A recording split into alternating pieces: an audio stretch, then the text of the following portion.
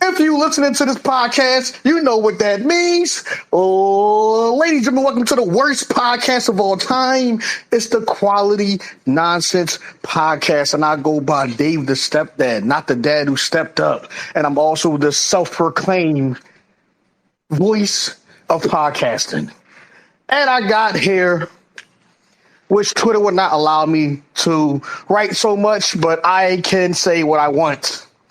We have a writer, how you doing?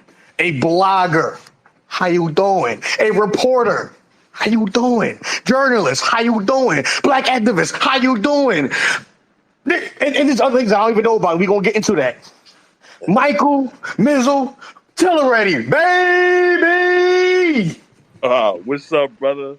Glad to be here. Honored to be here. Let's do this. I am excited to have you here, but I gotta tell you from the rip, now that you're here, you got no choice. You can't go nowhere. I just jumped you, figuratively speaking. You got bamboozled. I'm gonna tell you why. Not everybody get bamboozled. You just joined the NWO and you didn't even know it. You remember them? I did. Yeah. So what happened? Wait, what you say? Black and white. Yeah. So what happened was, this is the biggest interview yet. I had an interview with Sensei. She was the ambassador. She is the ambassador for the Sacramento Kings, and I got her to be down with the podcast. And my guy Beast Michael Anderson, also known as Beast Mike. He does everything from wrestling to sports radio to Penn State announcers from time to time. And he's down with the podcast. And now I got the biggest one yet. Michael Tillery. You just got jumped. Because now you became from an interview. And now I'm going to try to finesse you to get over and be part of the podcast as well, man. This was all a setup. Anything I can do to help her, brother, I am down. I appreciate that, man. It's so much to unpack with you. There's so much to unravel, and I guess, and I'm not trying to be cliche, but there's a lot to talk about, and I got time. Do you got time? I got time. All right, so I guess the perfect way to start is from the beginning. And when I mean the beginning, I'm talking about what comes first out of your professional career. Was it writing? Was it sports? What came first? And then we gonna work our way up to how we got here today. Because it's not just music. It's not just sports. You're part of Snowfall. You was part of Snowfall as well, but I'm gonna leave that there because I want them to wait. I want that to marinate. I want them, oh shit, Snowfall? I want them to wait. I want this to be long as hell so they can just get to that part. They're not gonna just skip the Snowfall. Pause. So where did it all start, man? Well, so I remember, I'm going to go way back. So I'm 11 years old, and, my cousin, at this time living in Chester, PA, and my cousin walked over and says, yo, you want to play baseball? And I was like, what?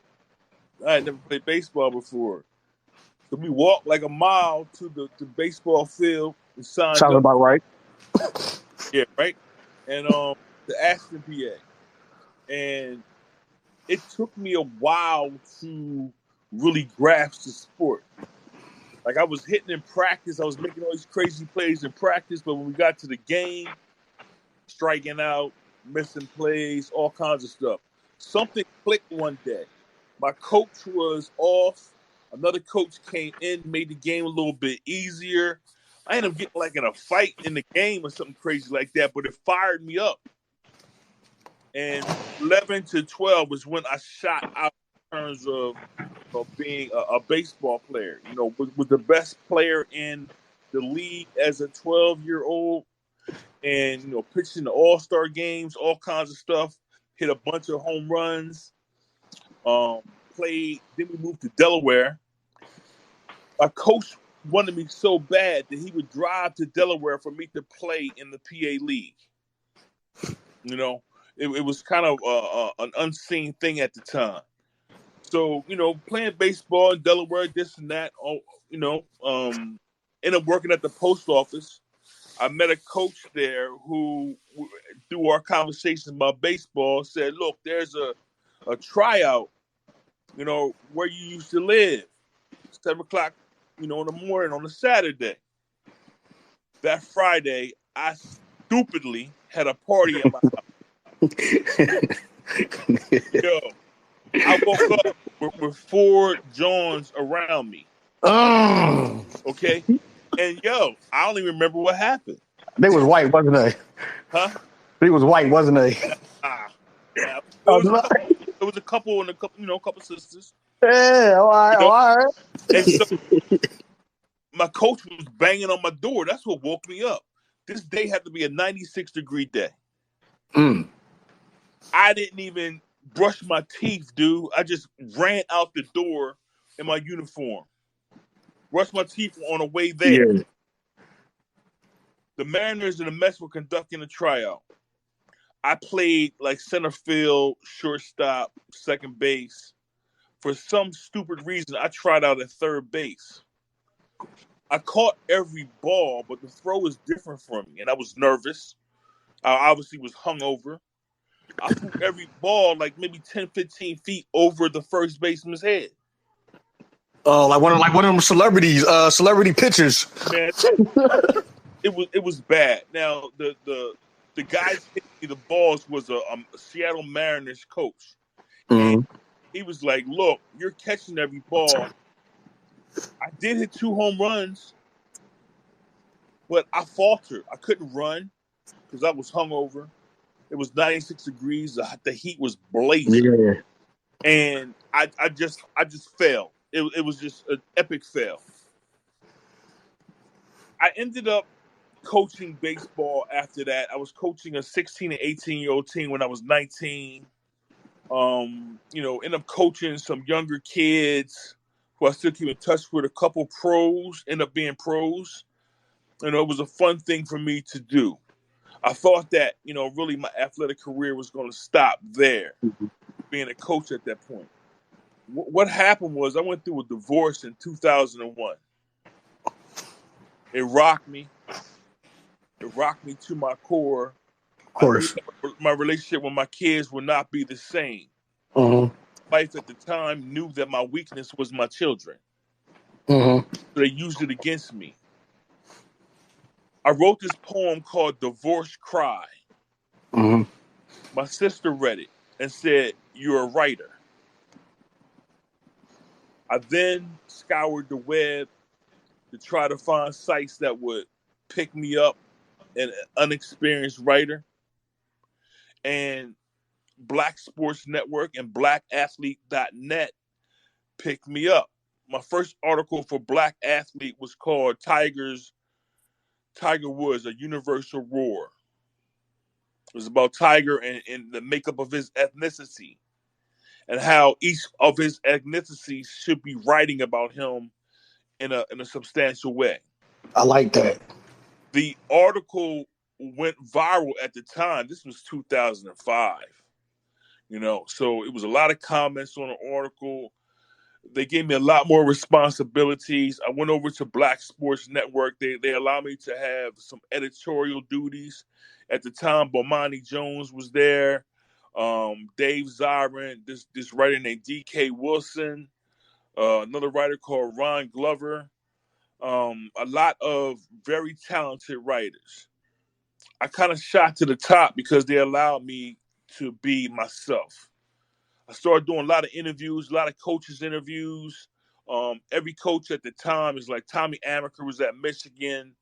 John Chaney, I was John Chaney at Temples. I was his last interview before he retired.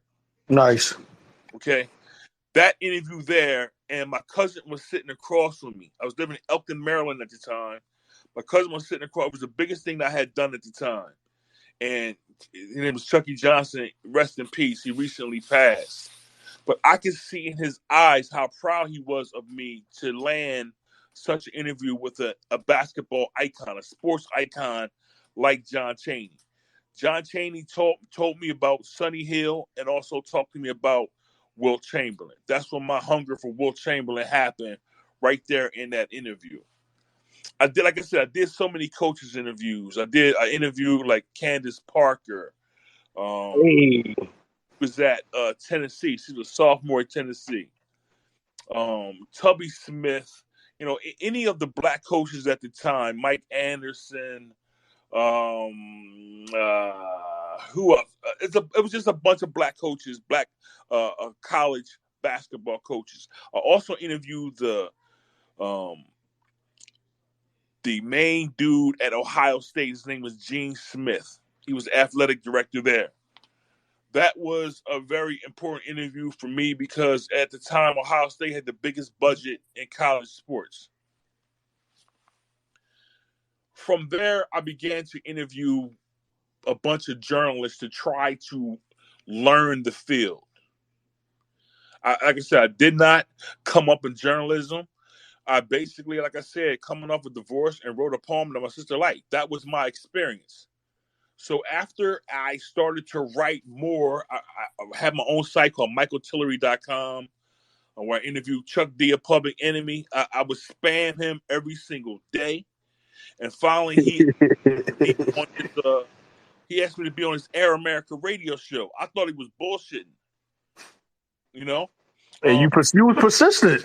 Yeah, but he called me and I was like, I'm talking to Chuck D right now, you know? So the prominence in Chuck D, you understand, like in the early 90s, in the early 80s, up into 87, I think when Nation of Millions came out for Public Enemy, that was our beacon as black men. That's what made us shoot out and poke our chest out and not be afraid to speak in a black way. So Public Enemy was rolling. They were rolling. They actually gifted Ice Cube with America's Most Wanted to try to stem the gangster rap tide. And this was a time where it was more about black empowerment than having fun. Right. Everybody listens to music for different things. I was trying to build my consciousness. Like I said, hooking up with Chuck D was a very great thing for me because it made me fearless. If I said it, if I thought it, I said it and I meant it. There was not looking around to see who was going to validate my words as a black man or try to say, "No, you can't say that. You can't say that." I said it all based on Chuck D being a mentor for me. I interviewed Chuck D a few more times after that on my site called The Starting Five, which unfortunately is in flux right now, so it's not online. I did about 700 interviews on that page. Wait. Let me cut you off because Okay. that's how I found out about you. Because you interviewed Kevin Durant. That's how I found out. You gave him his first or one of his first interviews? Yes. So Kevin Durant was just sitting on the bench, in the locker room, and no one was going up talking to him. I'm like, what? He had his headphones on. I walked right up to him, and he gave me this interview, which I called "As Good as It Gets." Mm-hmm.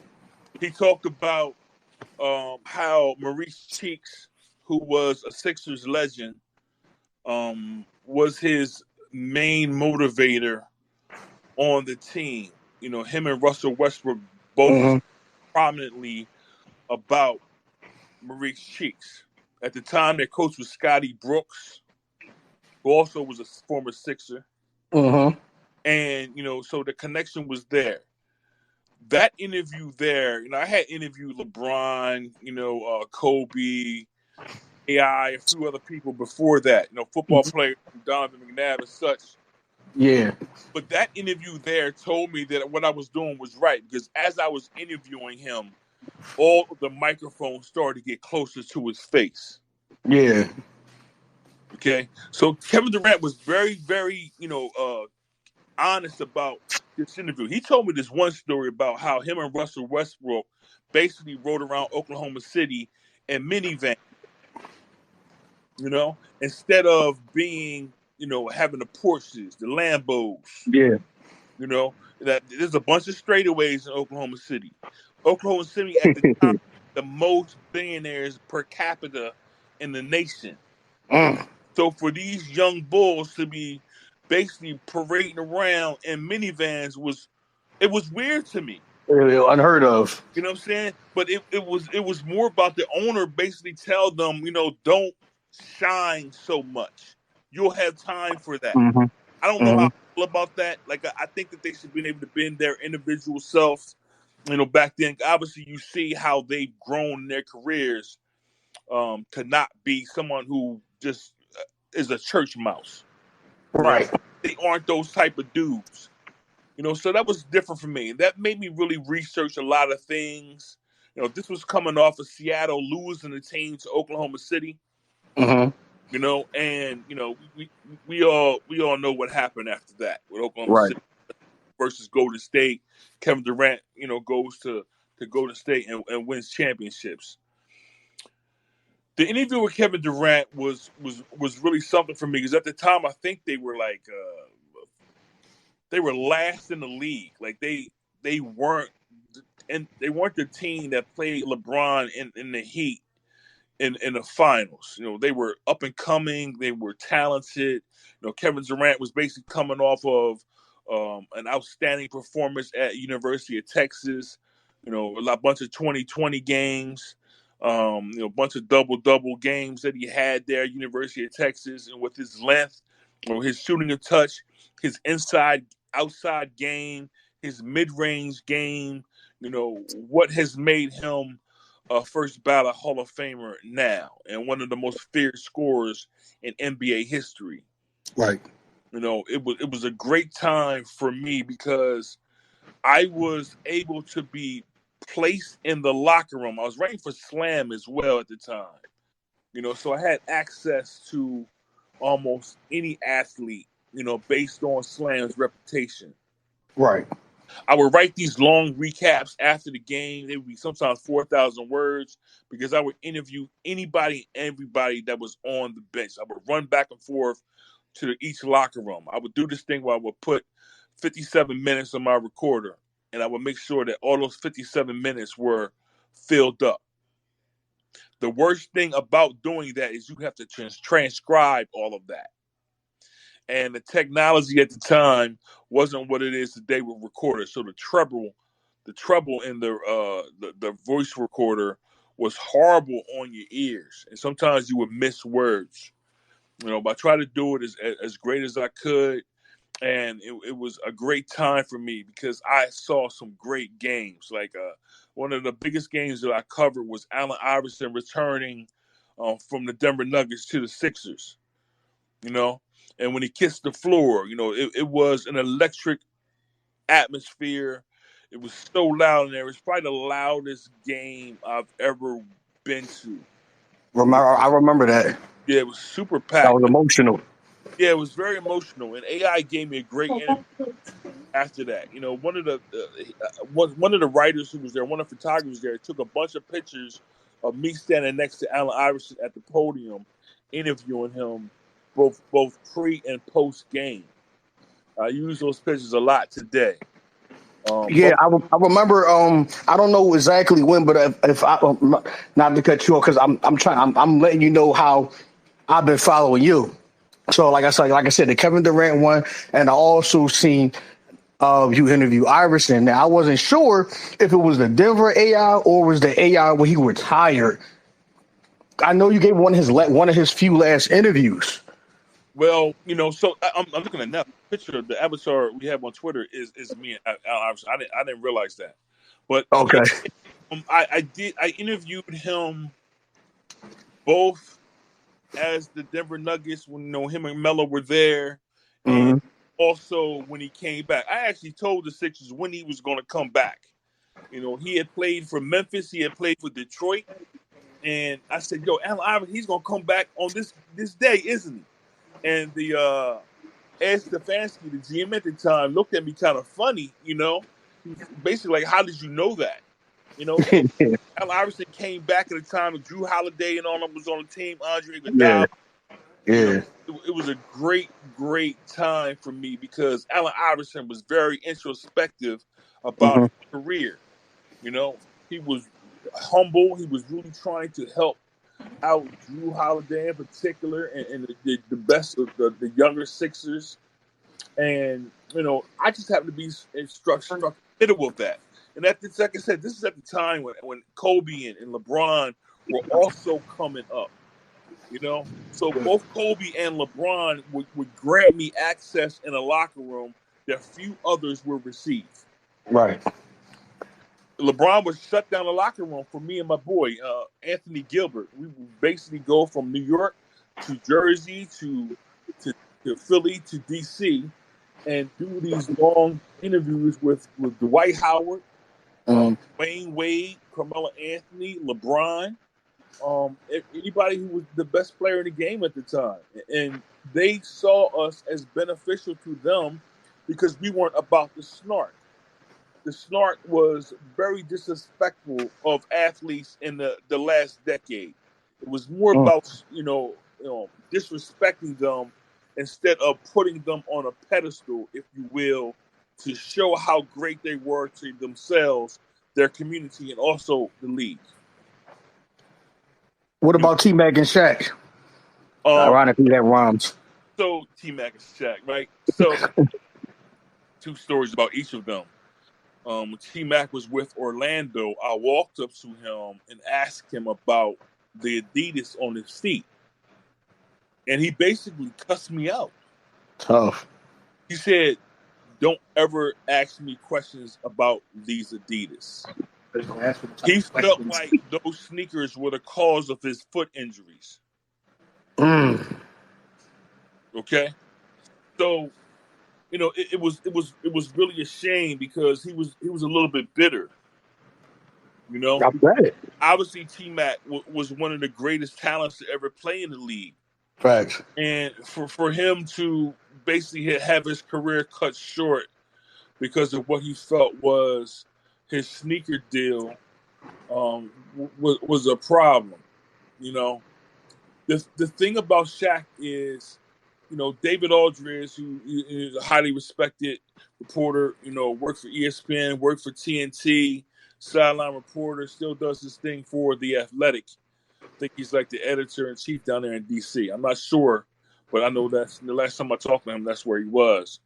So I walked in the locker room side. I've never met Shaq before. And because there was, whenever Shaq or superstars came to Philly, the locker room was always filled up with a bunch of reporters. Yeah. So we were waiting for, the teams to get dressed after the game. And David Aldridge graciously went over to Shaq and said, "I want you to meet somebody." Shaq basically moves everybody out the way, comes over and shakes my hand, said, "Nice to meet you, Michael Tillery. Anything you ever need, I got you." So, across the years after that, when he was at Cleveland, I went out to Cleveland because my editor, I was writing a book, a manuscript at the time. My editor lived in Shakers Heights. So I was covering the Cleveland Cavaliers for 3 months at a time. One of the times was when LeBron came back with the Heat. That game there was the most scariest game that I've ever went to because those people in Cleveland hated LeBron for leaving. That was the scariest game you ever been to. Even when we gonna get into your NFL, we gonna dig at NFL, but even with your NFL days, that was the scariest one. Yeah, no question, because of the hate that they had for Yeah. LeBron. I wrote this piece called "The Hate That LeBron James Love Made." And it's one of the best pieces. I think I posted it on Facebook. Like I said, my site isn't up. I went back to the Wayback Machine and posted the link. It was the night before Thanksgiving, so that's the biggest drinking day of the year. So Okay. all these college kids were in Cleveland, in Shakers Heights, just reflecting on LeBron James from Akron. Mm-hmm. You can hear in their voices how they would love him and hate him in the same sentence because he was their prince. Yeah. The reason why the game was so scary is because we didn't know, as writers that were there, if somebody was going to bomb the place. Shit. It was that tense. There was all kinds of fights in the stands. It looked like the first kids who fought segregation for schools back in the 50s and 60s. That's what it felt like. How they were screaming at these players. So it was a big event there, and I was very fortunate to be there, but it was based off me doing the work. I gained some respect with a lot of the communications people across the league, and they gave me access to big games like that. I'm going to be perfectly honest with you. On my way to the game, I was crying because I was at the epicenter of the sports world for that day. I still have the whole day in my mind. I have never written that story. Interviewed everybody from Mike Bivens from BBD, New Edition, to all of the Cleveland, luminaries that were there. Bernie Kosar at the time played quarterback for the Browns, and Ron Harper, who was a great Cleveland Cavalier before he tore up his knee. He was on a Michael Jordan type trajectory in terms of his offense and defense. Terrell Owens was there. I hung out with Charles Barkley that night. It was just a really great night. The two writers of name that I was there with was Delvis Valentine and Branson Wright. And Branson Wright should be basically Brian Windhorst at ESPN now. I don't know how Brian Windhorst got that job over Branson Wright, being that Branson Wright knew so much about LeBron and had covered him, had written about him at the Cleveland Plain Dealer as well. But they picked Brian Windhorst. Maybe politics. Yeah, maybe politics. I'm sure it was that. But Branson Wright and I sitting on the wall at halftime. Bruce Pearl, who was the at the time the Tennessee college head coach, was talking to somebody, and Branson and I were saying, "No, look at Bruce Pearl right there." And as we were standing on a wall, this white lady walks up to us and is like, "Yo, can you show me to my seat?" And we were like, "Lady, we're writers, not ushers." Bitch. It was embarrassing, man. But that's the way of this world. But again, that was a great night for me. It was a great night to really be in that city, to see how that city reacted to LeBron James coming back. I was also there when they pulled down the Nike banner off the building. I saw shit. I saw how the city was energetic and electrified when LeBron was there. After he left, and they took out all of his names and faces off of the Q Arena. There was nobody there. Like, there were so many businesses right there around the stadium, and they were all packed when LeBron was there. And when he was gone, there was nothing. The one thing about Cleveland is, because it's such a city that's fallen by the wayside, you could tell who the players were based on their cars coming out of the parking garage. Oh, dang. And a lot of the fans there would follow the cars until they couldn't no more. It was just a bad time for the city. I remember, being at my editor's house, and she ordered a pizza, and I, went to give the pizza delivery man a $5 tip. He was like, I gave him $100. $5 tip. The town was that down. It was down bad. It really was. I remember having a conversation with the taxi cab driver on my way to her house, and all you saw was a bunch of taxis, but nobody was getting into them out of the train station. I would take the train to Cleveland I would go from Philly to Pittsburgh and eventually to Cleveland. Now, the thing about that, on my way back after that game, on my way back to Philadelphia, it was like 12 o'clock at night. It was a snowy night, and I got on this bus, and I'm talking to the bus driver about this game, about LeBron, about his legacy, about Cleveland. You know who the bus driver was? It was a bus driver who punched that girl. Oh, you serious? Yes, it was him. Oh man. Going to jail now. That brother. Yeah. You know, um, Going to jail yeah, man, today. that was something. It was really something, man. So the point about this is, I am fortunate to be in moments and spots like that. Yeah. Be able to see history as it happens. You know, for me to recognize that bus driver was something. You know, for me to be at that game was really something. I'm very appreciative for the Cleveland Cavaliers for allowing me to cover that game. I remember the night before I had a long conversation with Chris Broussard, one of my friends, about Hey. LeBron, his legacy, and how I should approach that game. The game was really something because I was also interviewed by the Wall Street Journal, and the Wall Street Journal also published this page of what the Cleveland Cavaliers fans were going to do, like at certain parts of the game, to really give it to LeBron. You know, I have a problem with fans at times because this kid is at the time he was 26 years old, and one of the reasons why he left, what people don't understand, is Dan Gilbert, the owner at the time, was building casinos based on LeBron's popularity. Oh LeBron wow. did not want to be that dude where he had the city's financial, you know, everything about the finances on his 26-year-old shoulders. He Uh-huh. didn't want that responsibility. So that was one of the reasons why he left.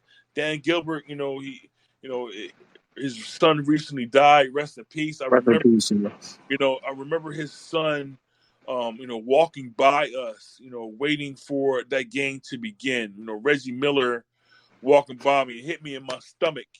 you know, having a conversation with David Aldridge there and Eddie House about Eddie House being a receiver for the Oakland Raiders.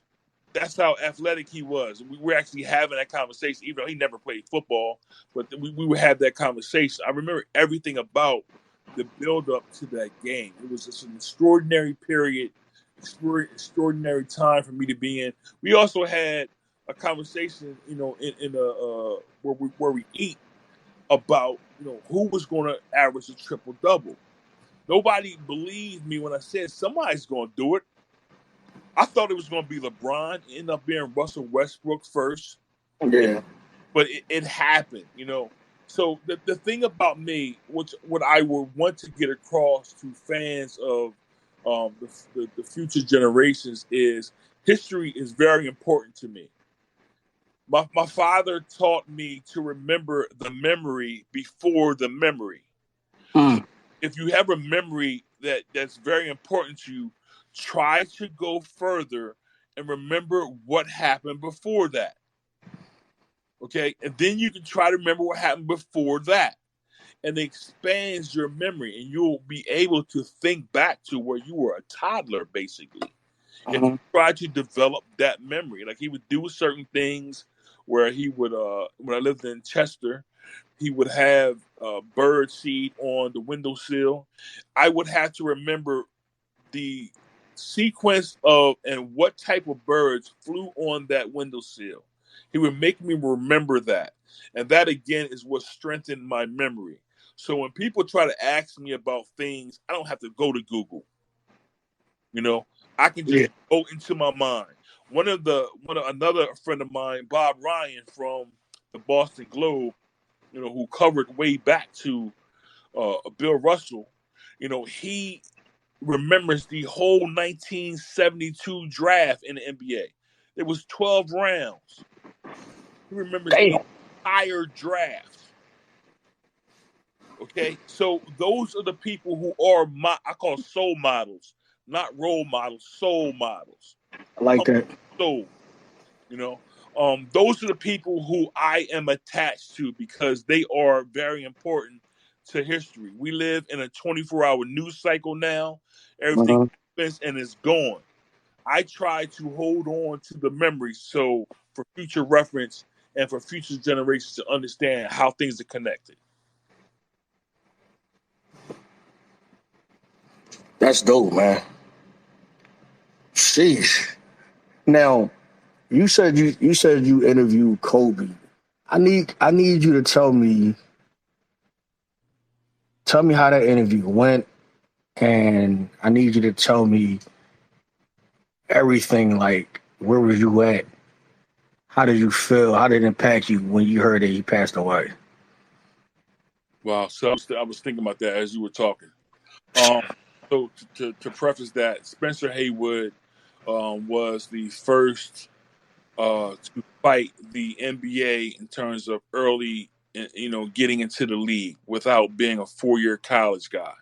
Uh, Okay, he went all the way to the Supreme Court. At the same time that he was there, Muhammad Ali and Kurt Flood were there also fighting their different cases.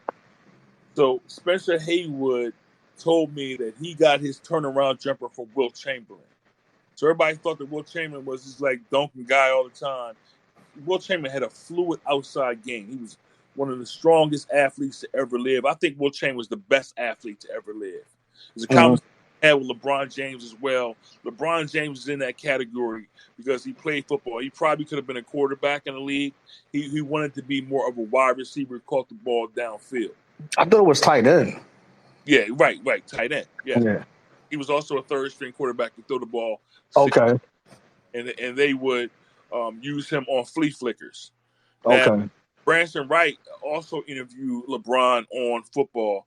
One of our interviews became that State Farm commercial where LeBron was playing, football in the commercial. Neither one of us were compensated for that, you know. So, But yeah. So again, speaking to the greats of the game at the time as they are in their prime, Kobe was one of them. And so Earl the Pearl Monroe, who was Black Jesus, who played with Washington Bullets and the New uh, York Knicks and won the last NBA championship with the Knicks with Walt Frazier. That was the backcourt. But Walt had like 37 points, like 19 assists in that game. Well, Black Jesus, Earl the Pearl, had this spin move. He created this spin move that eventually became Barry Sanders' spin move in the NFL. okay. So as he's come here, Kobe comes here with the Lakers. Earl Pearl Monroe, who was from Philadelphia, was at the game, and I asked Kobe, did you two ever meet before? So they were introduced for the first time, and Kobe was telling me he got his spin move from Earl the Pearl. He got his turnaround jumper not from Michael Jordan, but Spencer Haywood. Shit. Okay, so a lot of the information is wrong. The reason why I interview these dudes is because I want to get out of their mouths. So again, me and my boy Anthony Gilbert would follow these great athletes around, along the East Coast. And so Kobe was very familiar with us because we took it personally to ensure that his legacy and their legacies was right. We didn't go on secondhand information. You never saw me in a press conference writing down other other reporters' quotes. If I didn't get it myself, I didn't write it. Okay. Uh, Vice versa, a lot of my quotes was passed all around the country. And that's why I think I really got in trouble because if you're in the locker room, especially in basketball, the TV guys go first, the radio goes second, and then the floor is open to everybody else. But a lot of my quotes will lead off Comcast, will lead off yeah. different of these news stations in the area, and a lot of people were like, who is this dude? So a lot of people would ask me in the press row, what are you writing on today? How are you here? Who are you here with? they were suspicious of me. All I tried to do was write the game.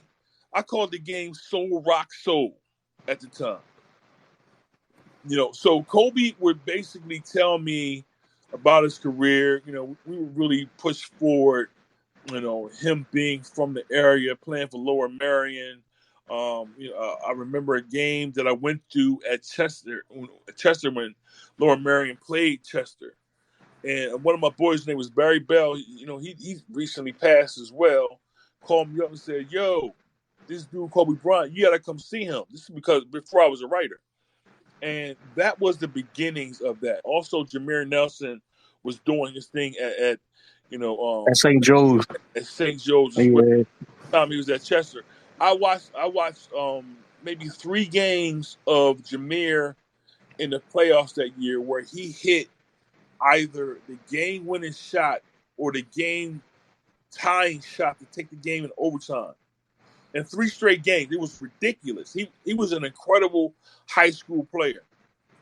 Kobe was the best high school player I've ever seen. Another guy was Baron Davis. I just talked about this on Facebook the other day. Down in D.C. at the Capitol Classic, Baron Davis went off. He had a great NBA career. But, Kobe was more of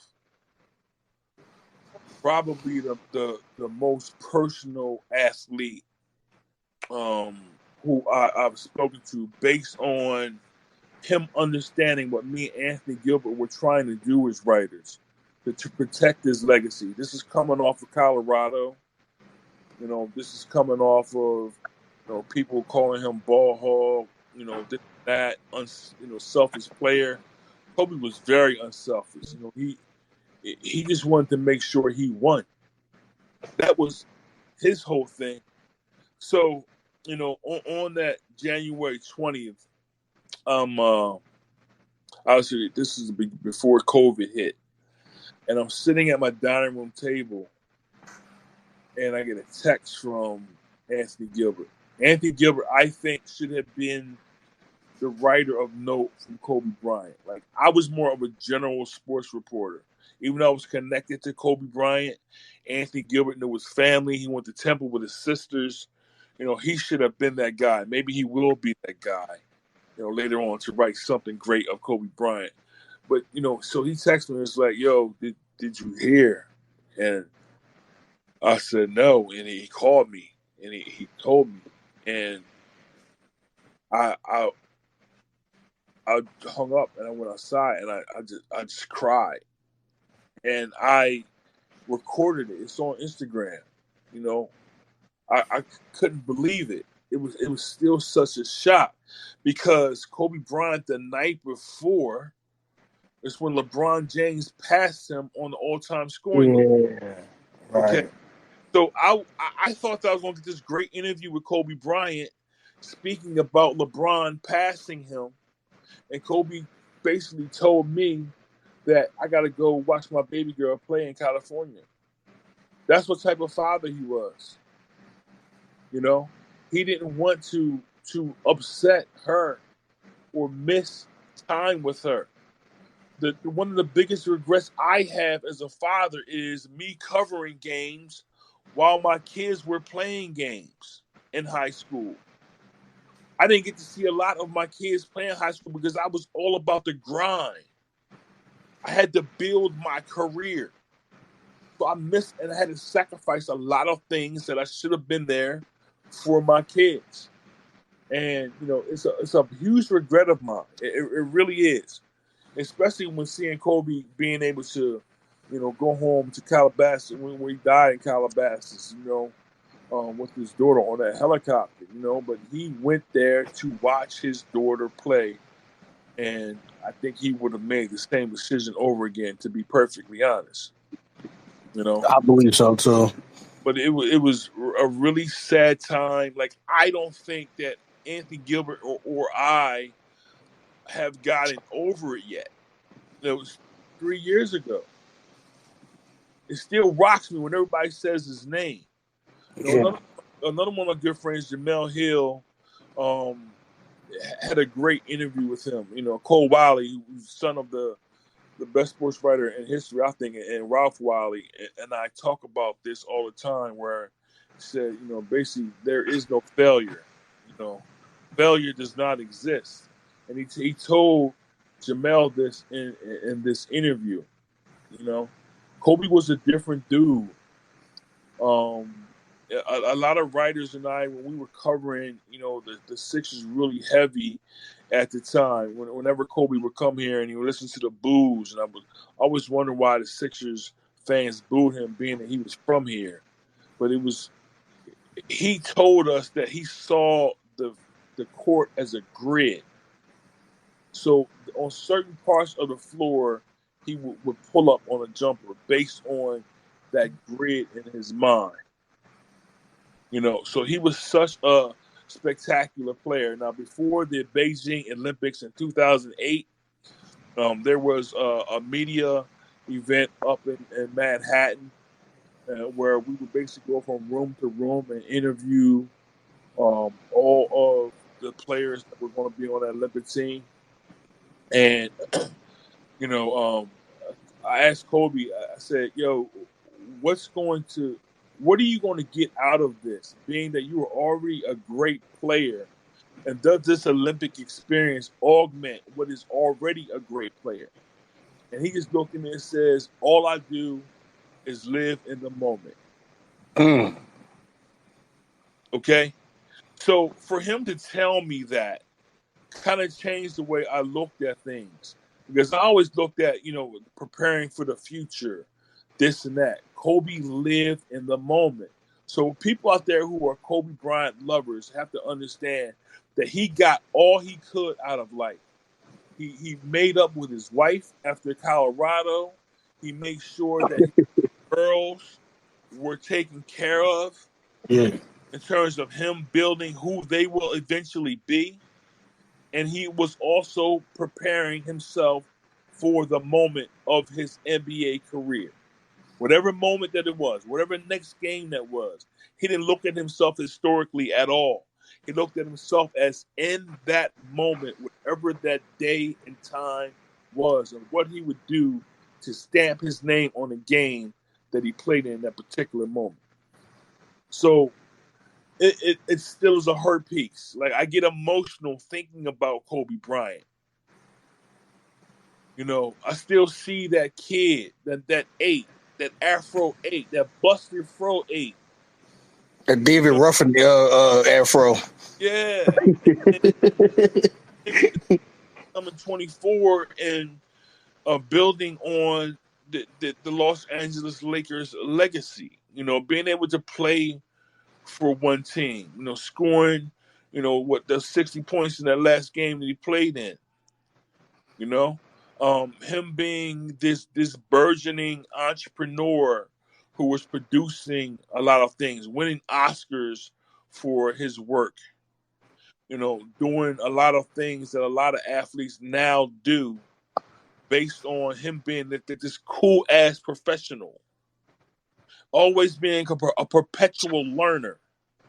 He wanted to learn everything. He wanted to make sure that he was prepared mentally and physically for the moment. A lot of people have to understand this is the path that he took. Everybody doesn't have to take this path, but I think it's the best path to take, is to live in the moment. Everything else will take care of itself if you are prepared for that moment.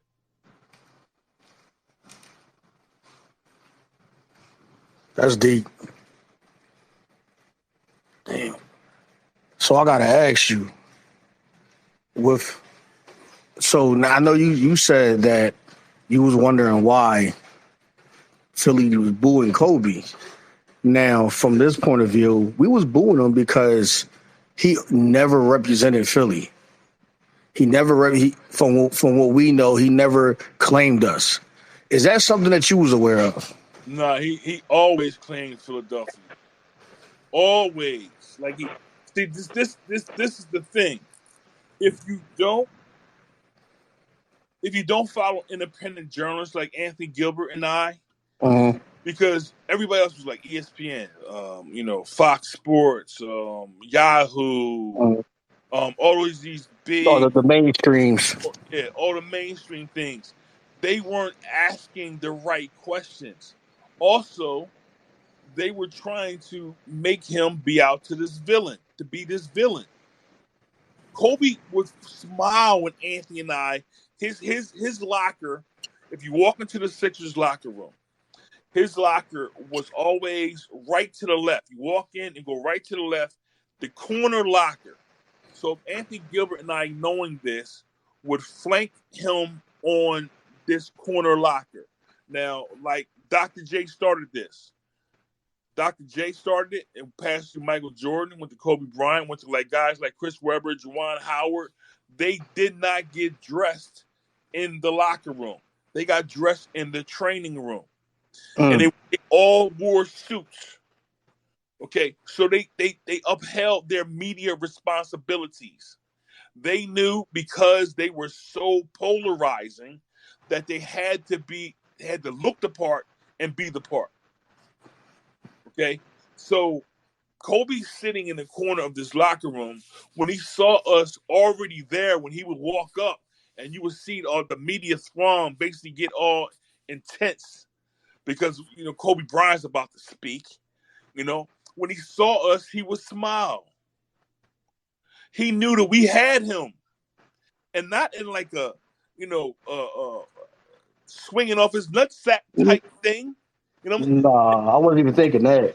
It was more about he knew that we were going to do it right. Yeah, I wasn't. That didn't even come to mind. I'm looking at it like, well, they already gonna ask him some dumbass questions, and then you got the white media. You got people that just want a sound bite, but then they see y'all, and it's like, all right. I don't gotta be so tense. I don't gotta be so tense. They gonna ask me some right questions. They're not gonna put me out there and make me look stupid. So that's what came to my mind. And let me say this too. Let me say something else that came to my mind. I don't now because this is what remind me of when hearing you saying that. I can easily find a clip. I do not know this young lady's name. She's a writer as well. This was a recent like this NBA season. Westbrook. It was an interview that he had, and she's breaking down his game. Like, what was coming through your mind when you did the spinning, when you went from one court to the other court, you stopped right here on the dime, you did this, like, it was like she was Russell Westbrook analyst. You get me? And man, when I tell you he had the biggest smile, he was like, "What is your name again?" So he's like, "Wow, you really pay attention?" He's like, "Yo, you need to be around here more often." It's just like she didn't sound like a Russell Westbrook fanboy. She sound like what you're saying right now. I know my shit. They already got you out here to be this villain as well. Let me sit there and let me ask you the questions that I know that's going to make you look good, like the real Westbrook. You get what I'm saying? Yeah. So That's that is a great point there. So another interview that I did, it went viral. It was like a 6,000 word interview on my site. Was an interview with Ron Artest. okay. And Ron Artest, arguably could be looked at as the greatest two-way player in the league because his defense was ridiculous. Mm-hmm. And he could put up 30 on you too as well with 15 rebounds. Like Mm-hmm. Ron Artest is a ridiculous player, but because of the reputation, people don't see him as such. Ron Fact. Artest told me exactly what happened in the Malice to the Palace. You know, these athletes will tell you if you ask the right questions. Mm-hmm. You have to be fully researched. You can't just walk in thinking that you're going to ask some question from some editor that's going to give you some clicks. This goes back to the 1930s with Walter Winchell. Walter Winchell was a radio and excellent writer, a radio guy and excellent writer. His editors saw him as valuable, who could make him money, so he demonized him. Mm-hmm. So what he did was start to go after politicians, athletes, Josephine Baker of Notes, where he basically ripped them apart. And that's how he got popular. That is the model that is still used today. They don't care about wanting to know the history and how that can affect a fan. A 12-year-old fan who's reading that interview, who has some talent, who needs the inspiration, who will be inspired by the words of that interview if it's done correctly. All they want to know is about who you had sex with last night, what you drink, you know, Yeah. all kinds of other crazy stuff, even down to what you wore, which I'm cool with that. But that really has nothing to do with the game. What happened in the blogosphere is writers started to come up who were talking about the game, but never being at the game. In my opinion, you cannot get the full breadth of what went down at that game unless you were there. There's a certain atmosphere. There's a smell to the arena. There's the voice of the crowd. You know, there's old guys who used to play in the NBA who were superstar, iconic legends who are walking around, who are either trainers, assistant coaches, community ambassadors, or whatever. I would interview all these people. I would interview the fans. I wanted the people to know exactly what happened at that game. Right now, it's about they put it, like you said, Russell Westbrook or some other athlete to the corner, and they speak about whatever they want to speak about. And then when the athlete talks about it, they cut the athlete off based on the questions that they want to ask them. That's not the whole story of the game. Let that man speak. Let that woman speak about their experience so that the future can know what is going on. Now, understand that a lot of people aren't fathers, mothers. A lot of people aren't coaches. A lot of people weren't athletes. I was all of them. So my questions are going to be fully rounded based on my life experience. I am trying to make sure that the younger generation knows exactly the value of the players who are playing now. Not based on pop culture, but based on who they actually are. How did they get there? I remember there was a guard called Kevin Martin. He played for Sacramento Kings. And Kevin Martin was a scorer, like a Monte Ellis Oh, type. he was the quickest release that I know. Yes. So I asked him, what made you like Chinese food, right? And he was like, how did you know that?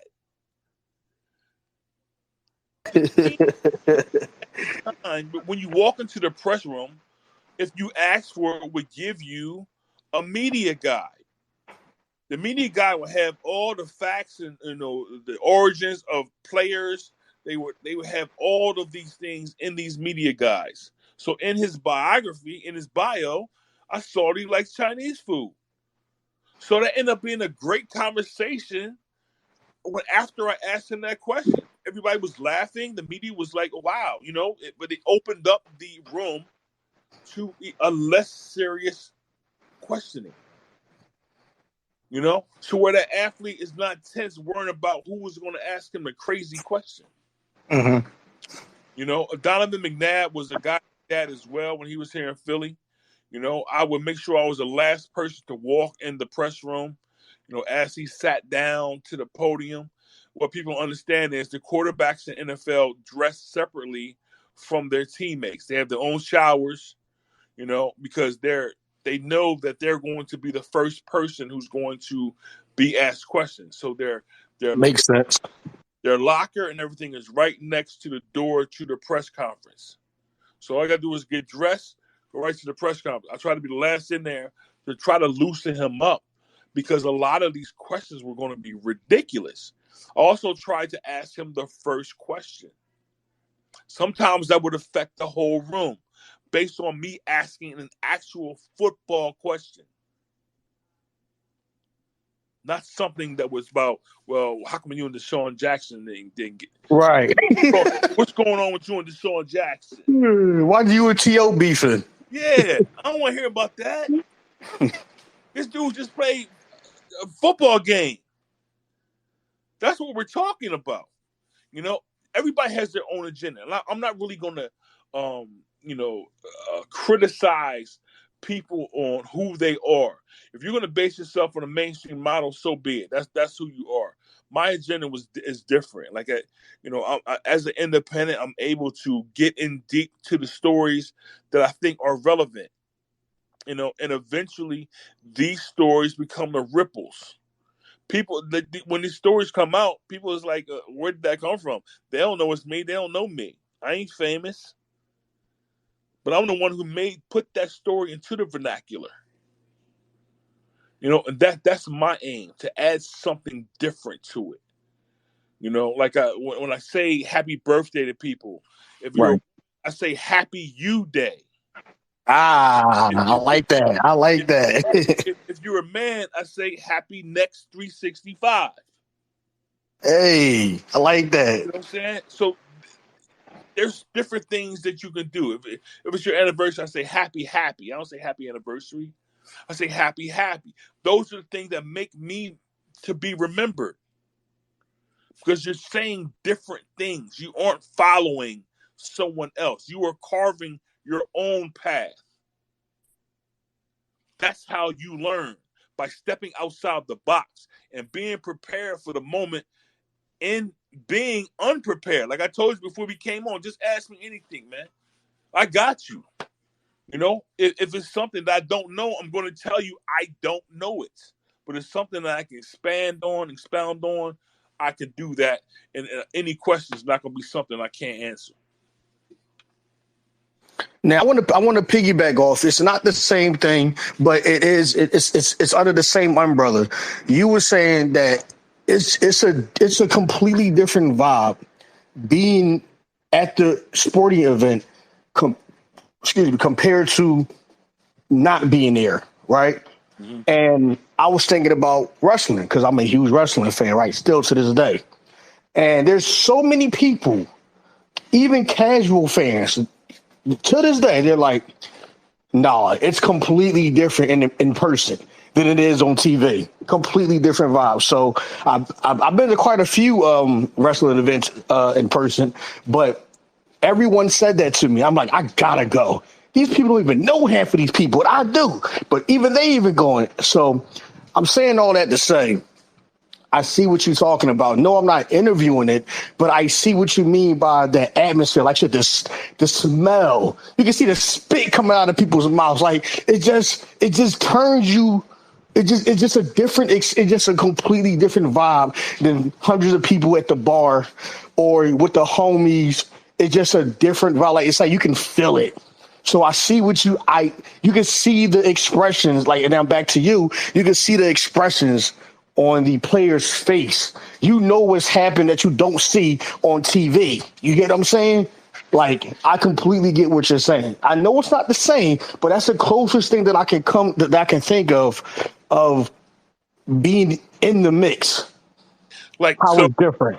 Yeah, so people don't understand really the value of Chris Paul, right? So I think real basketball fans do. The right, real ones. What I'm saying is, though, if you're at the game, you'll see that he is a lot of times coaching from the scorer's table. As the players are going up and down the court, he's coaching them as if he's the head coach. You can't see that sometimes on TV. Yeah, of course. But if you're in an arena, you can hear it because you can see it. Little nuances like that. Like Kevin Garnett, when he was playing, was able to articulate the interior pick and rolls as they can. And he would talk defensively to his players. You don't see that on TV. I'm not saying that people watching the game can't really grasp the X's and O's, because you can. What I'm saying is you don't see the emotions, you don't understand their personalities, you're not seeing the refs. Like, so on the last possession of the quarter, the refs are holding up a 1, meaning this is the last possession. Right. player forgets, they look to that ref, and you can see that the ref is holding up a 1 for the last possession. That's very important. Mhm. But you can't see that if you're not at the game. Yeah. You really have to look for the certain nuances of any sporting event while you're there. I try to take in all of it. I'm looking to see how the fans are reacting. Because what I call is Christmas eyes. When the fans come into the arena, they got these Christmas eyes. Like you're walking down the steps and seeing what's under the Christmas tree. So they're wanting to see the athletes who they prepare to be there at the moment. They took off for work, whatever. They spent the money. They did what they got to do to get the money available for them to be able to buy the tickets.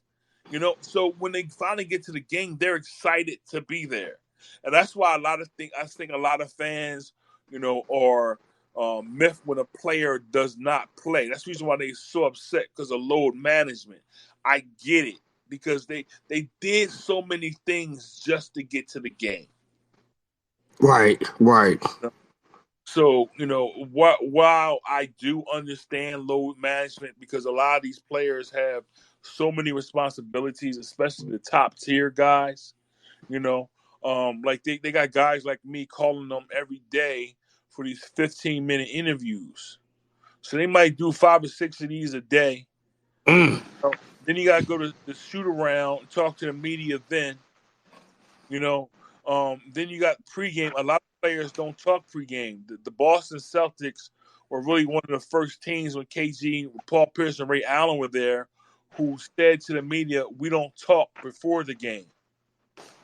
So the pregame is when a lot of magazine and newspaper writers get their features if they aren't able to go shoot around, which is sometimes like 2 o'clock in the afternoon. Okay. So there's like 7 minutes after the game for us to talk to the players. After they gotta get dressed, and we gotta wait for them to get dressed, and then we can finally get into them to ask the questions that we want. If you ever cover a game, make sure you go to shoot around. That's when you can get the most access to a player. I remember I was talking to Derrick Rose one time. Chicago was here. And I looked over because I kept seeing this jumper fall. I'm like, who is that? It was Joel Embiid making these jumpers, but this dude was still on 2 crutches at the time. I was like, yo, that dude can play. He can play right now. Why isn't he playing? Yeah. So a lot of the stories, the backdrops of things that happen in these sporting events, you only get if you're there. Like I said, I'm not decrying or criticizing people who are analysts, from watching the games from TV or getting secondhand information from writers who were there. I'm just saying that if you want the authentic feeling, the value of the game, you got to be there yourself and see it through your own eyes. Like I'm not really interested in who else is asking questions. I know I have what I want to ask these players. Like I don't even write anything down before these press conferences. I look at the stat sheet, the score sheet, and see what's relevant, and that's what I go in there with. If I'm able to ask the first question, it's going to be what I see on that stat sheet or something I saw in the game. Like when Kobe was here a lot of times, like when the fans were booing him, how does that fire you up? How do you get through that? Or I would ask LeBron after a tough loss the season before, how do you get back up after losing the last game? And a lot of these players will give you some of the best stuff based on how they're affected emotionally. Right. Now, let me ask you a 2-parter. One we're going to because I asked the last time I asked the question it was about Westbrook. Number one, before I get to I DM'd you the interview that I was I didn't want to send you just a clip of the young lady that was interviewing. I wanted to send you the full 4 minutes and some change. And the reason why I sent you the full one is because I wanted you to see just like what you're saying, the levels of the questions They're trying to get a soundbite out of him, and she comes out of nowhere, and he has that the fuck. Like he's surprised, like she knows what she's talking about. This is what I was telling you. This is what listening to you, telling me about your interviews, and even me reading your interviews because I read a couple of your interviews, and I might be wrong because I know this was many years ago when I was really a young boy then. But I think I seen you on TV interview on CSN. It was one of them AI interviews. If I'm not mistaken, I might be wrong. You can correct me if you. Yeah, But I think I've seen you a few times. yeah. That was definitely me. That's when AI came back the last time Came back exactly. before he retired. I forget exactly what I asked him. I Yeah. video clip somewhere. Yeah. Yeah. It was about something about the Philadelphia fans. If I can't remember, how with you coming back, pay homage to the Philadelphia fans because we loved AI when he was here. Facts. You know, it, So I want you to see the like you said, like the way they ask these questions, they trying to set these athletes up. But then you got someone like that young lady, like yourself, like your man Anthony Gilbert. They ask that right question is like, yeah, he got me. You get what I'm saying? He got me questions. Like you said, and that's gonna be my phrase for the night. No, it's too late at night. That's my phrase for the rest of the week. He got me. yeah. So I want you to see that. You're gonna see exactly what I'm talking about. That was amazing. So the question was, and I would have sent it. Well, I would have sent it on Twitter. But I don't know how to do that. I'm not trying to figure that out and end this. So I just personally DM'd you. So anyway, the question is two-parter.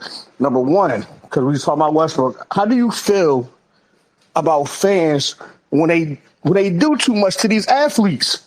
Like, for example, Westbrook in Philly, the guy he threw up the fuck you signs of Westbrook. Westbrook pointed at him, got him kicked out. Come to find out, the guy was a comedian. But yeah, whatever. I'm not whatever. Because you got guys spitting on athletes. How do you feel about not physically? Because we all know that spit. That's a whole other conversation. But verbally, doing too much for the athletes when they're upset or they don't like them. That's number one. Number two, you were saying how the refs, they have their hand up. Last possession. What the hell was? I know you can't physically. I know you can't speak for him, but what the hell was going through J.R. Smith's mind in the finals? You know what I'm talking about. In my opinion, I don't have any knowledge. I think Jared was high as fuck. I mean, because it's different now. These weed is decriminalized. I'm not gonna lie. When I played on a team, we probably lost 5 games in 10 years. And me and my other 2 dudes who were stars of the squad, we were high every game. It made your jumper wet. You know what I'm saying? Mm-hmm. It was ridiculous. The movements that you were make was only there because of the herbal essence. You know what I'm saying? So, JR, maybe he messed around with the wrong strand that night. You know what I'm saying? And forgot where he was. It happens. I remember one time I was so high, I walked up the court and the people in the silence said, "Yo, come on, what are you doing?" I was still in the back court. I was high out of my mind. You know what I'm saying? So maybe that happened to him that one time. But as far as the fans, like I wrote something in the New York Times, and it's still in the archives there about fans and their behavior to athletes. Fans sometimes have this entitlement because they paid that money, as I was alluding to earlier, about them doing all the things they have to do to get to the game. So they're charged up, they hyped up, they want these athletes to score 97 points in a game, 55 pounds. You know what I'm saying? And if they don't play up to their standards, they're going to be pissed. In my opinion, and maybe because I was that athlete, I don't agree with booing. I don't understand booing. No one is sitting at your job booing you if you have a bad day, if you got hungover, if you're hungover and you ain't ready to do what you're supposed to do. You don't have nobody booing you. People have to understand this. Athletes are in their bracket. Like, so they're just like your job, my job, everybody else's job. That's what they're seeing. They're seeing the sport as their job, even though it's a game and they're getting paid millions of dollars, crazy $1 million to play it. It's still their job. So they have bosses at their job. The fans ain't their bosses. Fans think that they are their bosses. Fans think that they can shit all over these athletes just because they pay money. And athletes are looking at them like, yo, dude, who are you? Why are you talking to me like this as if you know my mama? You know what I'm saying? So people aren't able to separate that part of it. They think that because these dudes are on TV, they can say whatever they want to in their social media posts. They can not say whatever. They can fabricate things. They could just totally like I was upset with people for being critical of those people in that submersible, laughing and making jokes about them. Now, we can sit and say we might not have done the same thing in that situation. But at the time when that submersible was missing, those people's families were scared as fuck for them. People aren't able to separate the fact that these people are affected by their families as well. They have people who care about them. So where we may laugh at these people, their families ain't laughing at them. They're yelling at the TV. They're yelling at these writers. They're doing, why are you talking about my family member like that? These people are human beings who picked up a ball at 6 or 7 and ended up into the NBA or the NFL or Major League Baseball or the MLS or the Premier League, Wimbledon or whatever. There's a lot of preparation that had to happen for them to get there. Some people are buoyed by the hatred of them and inspired by them that in a revengeful way gets them to the show.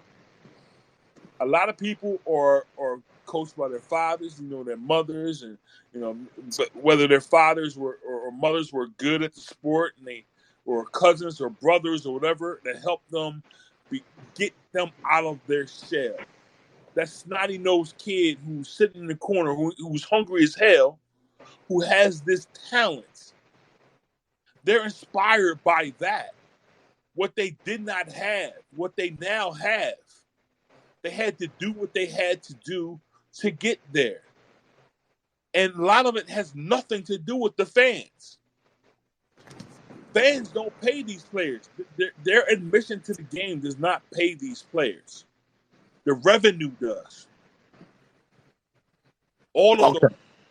The ownership, the apparel. It's not a fan who's saying, yo, fuck you, you ain't played good today, you suck to my fantasy league. That's not what pays the players. The clicks does, the conversation does, all of the things do. But it's all a myriad of things that gets that players their compensation.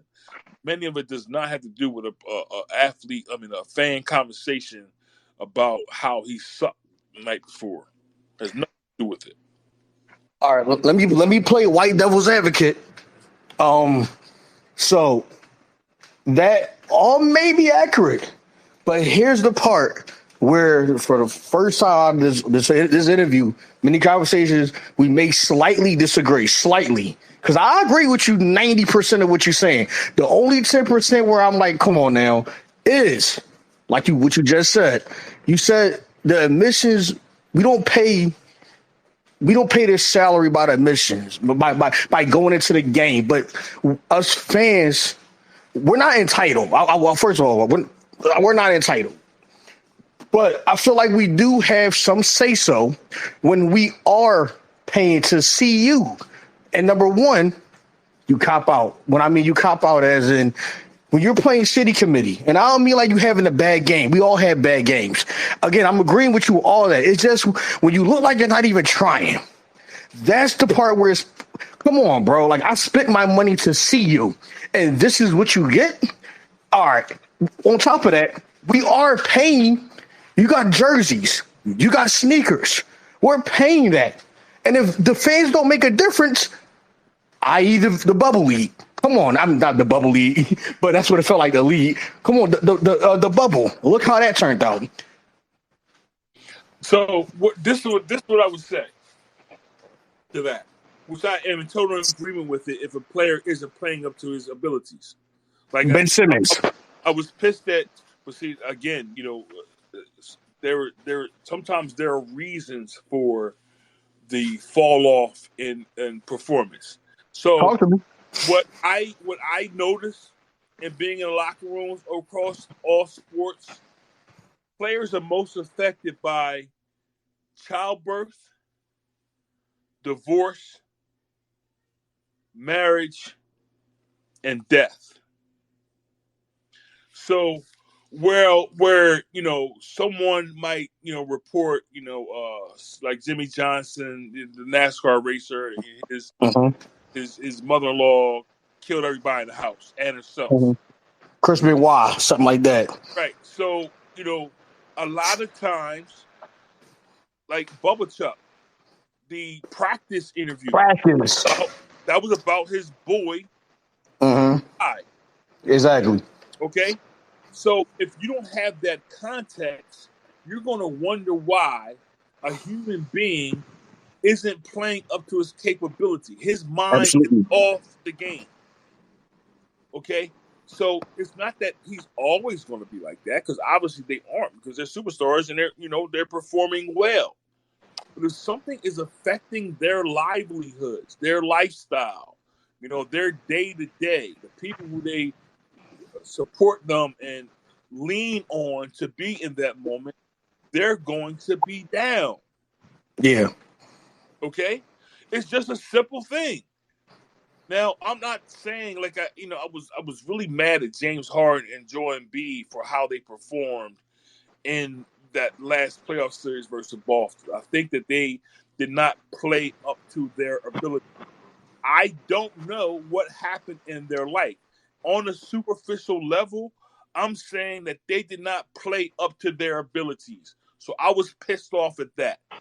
But in hindsight, listening to you and speaking on this, maybe something was going on in their life and it happened to be an imperfect storm. The thing about Ben Simmons is this. People were focused on not taking dunk, right? The Atlanta series you're talking about, right? Ben Simmons, the Atlanta series. Talk to me.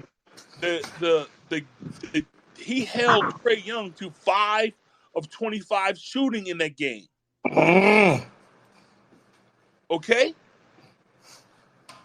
Ben Simmons grew up in Australia. Right. Okay? It was him and his sister Olivia. His mother had 4 other children prior to being married to Ben Simmons' dad. Those 4 children were away, and Ben Simmons and his sister were basically isolated to be who they are because they were younger. Okay? So when his sister Olivia put up this cryptic IG post about being molested by Ben Simmons' right-hand man, who was his brother. If you looked at his stats, from that moment, his stats fell off. We would see games from Ben Simmons where he would be like 18, 15, and 13, right? Facts. Okay? All of a sudden, those games were gone, non-existent. The problems that I had with the city, And I wrote this article on Sportskeeda. People can read it on Sportskeeda, where I brought up the potential effect of his sister being molested. Yeah. Okay? And how that would affect me as a brother, because I love Right. my sister to death. Right. Everything is not about the game. The problem that I have with sports right now, it kind of compartmentalized everything to the moment of the game. You are not allowed to have a human response Right. side of the game. Okay? Now, the reason I brought up the point about Ben Simmons being Australian, L.A., Los Angeles was his son, not Philadelphia, Facts. not New York. Facts. No, New York and Philadelphia are our son. That's where we want to play. It's where we want to be. Yeah. Right? His son was L.A. When he came out of LSU, he told the Sixers, I don't want to play for y'all. Okay? I heard that. He wanted to play for L.A. Yeah, I did hear that. Okay? That's what he grew up watching. He grew up watching because you're not going to go all the way to the East Coast. L.A.'s right there. That's the team that you're going to want to watch. So he's always wanted to play for either Clippers or probably Lakers. I'm not sure what team. I'm not saying I know that information. But, excuse me. But what I'm saying is people have to understand he is not an American-born black dude from the hood. Right. Okay? He has a different mindset. These are foreigners coming into the league.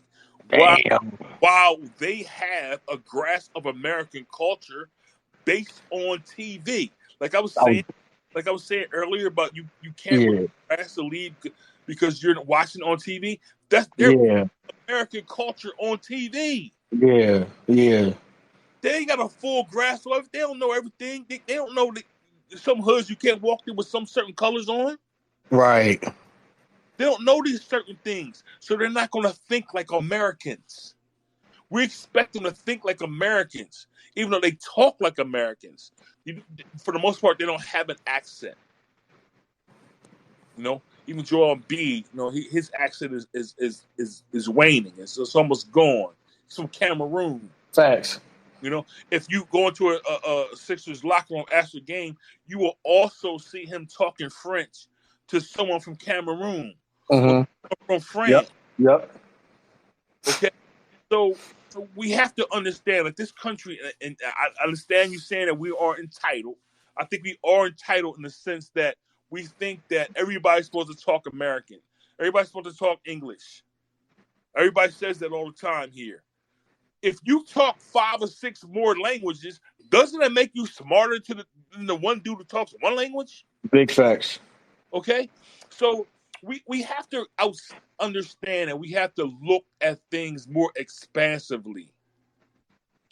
We can't just see humans as what we see out of our own eyes every day, even though this American civilization is at the pinnacle of the world's culture. Okay, that is a huge thing. It is very glamorous for us to be up top. Okay, and people are trying to get up top. So they're playing their games, they're refining their games early on based on American culture. Ben Simmons did not want to play in Philadelphia. A lot of athletes don't want to play in Philadelphia because of how tough we are on athletes. Mm-hmm. Okay? If you come into this city and you play like we want you to play, you will be ours forever. A la Brian Dawkins, Allen Iverson, Jason Tuckey, those type of dudes. But some dudes ain't built like that. And we can't be critical of them because they ain't from around here. But I got a rebuttal for that. I got a crazy rebuttal for that. Even though I agree with you with that, because I was talking. Shout out to Bull. We just had this conversation about Do we trade Max? I'm like, bro, you sound just like a Philadelphian. You like, we want the microwave effect. Like, let this man cook. Let this man grow. Let this man do what he do, bro. Like, you only like, but is it 3 years enough? No, bro. Like, he's grown. Yeah, but he hasn't been the best in the last playoff. Bro, you sound just like the regular Philadelphian. We want everything right now. So what I'm saying to you is, everything that you're saying is valid about Ben Simmons. I ain't gonna lie to you. I have countless of arguments about Ben Simmons, about the Atlantic series, even about what down with his sister. But talking to you, you gave me a different perspective. I'm like, damn, bro, I low key feel bad. But check this out. Here's my rebuttal. So the thing about Philly, we just want you to play with heart. Perfect example. Joker ain't from these streets. But if Joker was in Philly, we would have gave him nothing but love because all he do is leave his heart out on the table. I'm on the table, on the floor. And he's humbled as F. He's like a Spur. He's like a San Antonio Spur. They not from here. Half of the damn organization ain't from America. But they humble and they play hard. They're not the most fun to watch, but they play. If Ben Simmons is a foreigner, just like half the Spurs history, just like the Jokers, but just like Giannis. But the difference is the way he plays. He don't play with heart. If Giannis was in Philly, we will love him too because he plays with heart. Ben doesn't play with heart. Before and after the situation with his sister, Embiid plays with heart. Sometimes he's soft as hell, bro. He's too damn soft, but he does give us nothing but love. He does play with heart. So how can you say, good brother, that because he's not from here, he doesn't play the way that Philly wants him to play, and now we want him out of here. When you got numerous of athletes that's not from here, and they all play with heart, like I said, Giannis, Embiid, Joker, half the damn Spurs history. So here's the thing. What I was saying to you is, before, like I don't agree with you in saying that Ben Simmons did not play with heart before that, because he was giving up these 25, 15, and 15 games. At the time, he was in the top 10 of triple doubles all time. He was, though. He was. All time. We ain't talking about somebody who's played 5, 6, 7 years, 10 years into the league. We're talking about somebody who was 3, 4 years into the league, who was able to ascend to Oscar Robertson, Magic Johnson type numbers. When Embiid was out for, I don't know, what, 25 games, Ben Simmons went crazy. He went crazy. I think the second one was, 21 straight? Something crazy like that? It was around that. I don't know the number. But I know it was a crazy number. I do know that much. Crazy number. It was. And people forget about the heart that Ben Simmons gave the city at that time. Ben Simmons was probably disappointed that all he was hearing about the Sixers, not, the fans, him not hitting threes, because we're in this bullshit ass soft era, three-pointer or nothing, which I think has wrecked the sport of basketball. Okay? He ain't from Europe. He's a 6'10 dude who drove to the lane at LSU and had a 65% from the field. That was his stat coming into the league. I always wonder why his shooting percentage was so high. When you're 6'10, you're that athletic, you're going to the hole because it's the easiest thing to do. You don't need to rely on your three-pointer. Like Julius Erving once told me, he had 3 different careers. When he was in the ABA, he shot threes. I know about the ABA. I know about Julius Erving and ABA. Yeah. So, when he came to the NBA, he didn't shoot that many threes. His last shot that he made was a three-pointer versus Milwaukee. But he wasn't a three-point shooter. Some dudes ain't three-point shooters. Now, we see Ben Simmons in different practices, whatever, shooting threes, whatever. That's not the NBA game. we criticize Ben Simmons a little bit too much.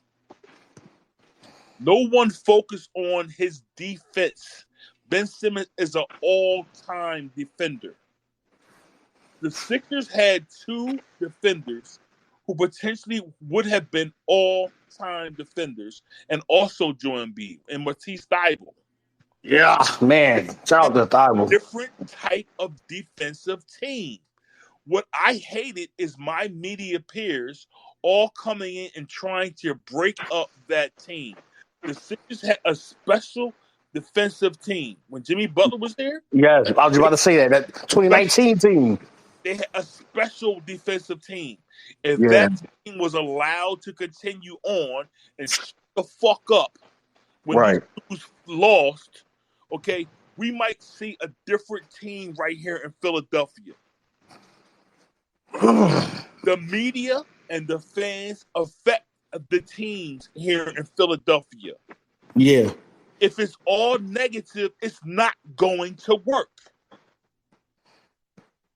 Now, you made a great point. This fans love the heart.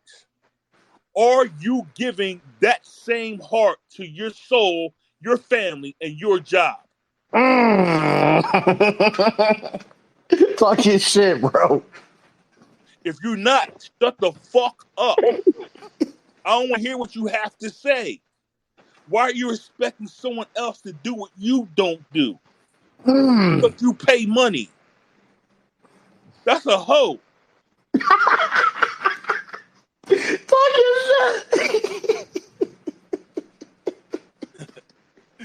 I love it. Man, you know, I try to be a guy. I might have written 15 articles on Ben Simmons for Sportskeeda during that whole thing. And I think that's one of the reasons why they hired me, is because they knew that I covered the Sixers and I had a Philly perspective. And I was objective because I was a father, a coach, an athlete. I was able to look at the sports here through those lenses.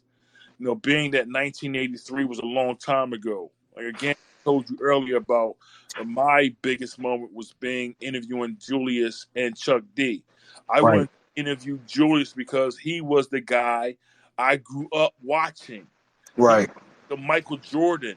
I call it the 5 evolutions. You had Elgin Baylor, you had Connie Hawkins, you had Julius Erving, you had Michael Jordan, you had Kobe Bryant. The evolution of the slasher. Okay? Hey, So I love them flashes, bro. right. IEAI. Yeah, exactly. So this is how I see my sports. Okay. Okay? I know that, you know, in Philadelphia, it's a trade narrative. Where, you know, like when I cover Andre Iguodala, the city was looking at him as he was the number one option. Andre, Yeah. the third option.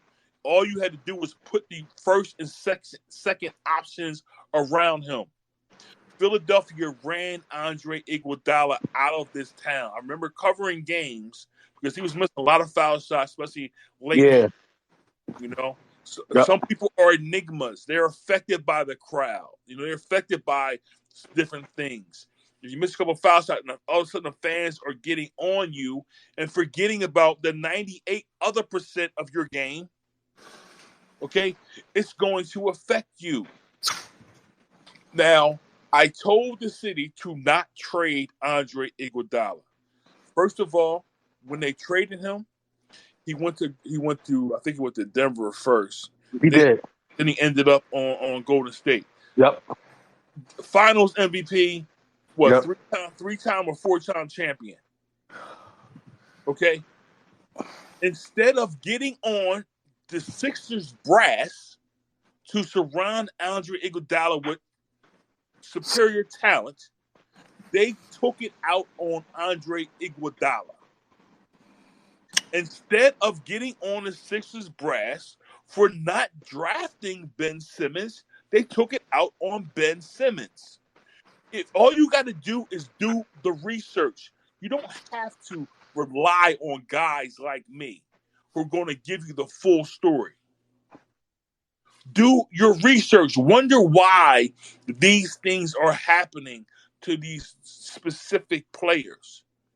The whole thing about Jimmy Butler saying that it was about him and Ben Simmons when it was more about him and Tobias Harris. Find out why that is. First of all, Ben Simmons, the 22, 23, 24-year-old kid, is his life fully developed? Nope. We got 60, 50, 60, 45, 35 age people getting on a kid who's still developing. Thanks. I did say the same shit. I'm like, no, listen, let that thing should have been allowed to play out. That one game ended up defining Ben Simmons. Damn, that's so true, though. That is so true. That one moment. All right, I got another rebuttal, but it's not as hard as it was before because you shut me the fuck up for real. You really did. God damn. Again, I have countless of arguments about Ben Simmons, and not just arguments, debates, but you really shut me up with that. This is more of your thought more than a rebuttal. Your thoughts. So you all right. That dunk is what defined Ben Simmons. But let me ask you this. This is like when I be telling my son. I say, son, it's not that one little mistake that you did. I'm not always on your case about every little mistake. It's about how you make this mistake, why you made that mistake. What were you thinking about? What Ben Simmons was, right, to Philly, again, if you can, take the rider out of you. With Ben Simmons, it was this. We're like you say, we're always getting on the case about shooting the three. Okay, you that's not your game. But if you're open and you don't take the shot and they back away from you, now the defense is falling away from you, and now they're playing the lane. Now they're playing the passing lane. Now they're double teaming because they know you're not going to shoot, and that messes up the offense. So when we see once it messes up the offense and we lose games, or we have bad possessions, turnover, whatever the case may be, all because you did not shoot the ball. That's why it becomes a problem. Hold on, Giannis, perfect example. Westbrook, perfect example. They call him Westbrick. They can't shoot, but they will shoot the ball. Ben Simmons does not at least shoot the ball. So when he don't shoot, when he passes up shots, and now he passes up a dunk, now it's like the icing on the cake. All right, now I'm done with you now, bro. All right, we all know you can play defense. We all know you're athletic. You're this and you're that. But when we're losing games, losing possessions because you're literally not shooting the ball, you're not even attempting to, and now you're passing up a dunk, I'm done with you, bro. Yo, so when was the last time the Sixers won a championship? 83. So why the fuck are Sixers fans so entitled, okay, to think they deserve a winner when it hasn't been done since 1983? Because we tank for a reason. So here's the thing. The Sixers have made some horrible personnel decisions. I think that the James Harden trade will go down as one of the worst in Philadelphia history. Oh. Okay? The Sixers traded away Will Chamberlain. Yeah. They traded away Charles Barkley. They traded away Moses Malone. Yeah. They traded away Allen Iverson. Yeah. Averaging 37 points a game at that trade. Okay? So, listen, what the point that I'm trying to make to you is you have to look at the total scope of things. Absolutely. You have to look at the front office, the ownership, the coaching, on down. You cannot just look at the players on the court, even though they are expected to perform. They also have to be prepared. There also has to be the makeup of the team. That one possession, it wasn't the missed dunk. The Sixers fell off of the face of the earth, in my opinion, when Joel Embiid and Ben Simmons chased down Kawhi Leonard and he made that shot. Oh man, bro. Why you gotta bring that up? Yo, the ball hit the rim 4 times. Yeah, man. And he traveled. And he traveled. So if you remember that play, now you had 6'10" dude and a 7-footer Yes. chasing down Kawhi. Yes. I think that it was again an imperfect storm that Right. both of them to distract each other because they both met at that one particular spot on the floor where they were trying to block the shot. Okay? If either one of them would not have been there, that shot maybe wouldn't been blocked. Okay? After that moment, you got to remember, so me being in the locker room, one of the biggest leaders on the Sixers wasn't Jimmy Butler. It was J.J. Redick.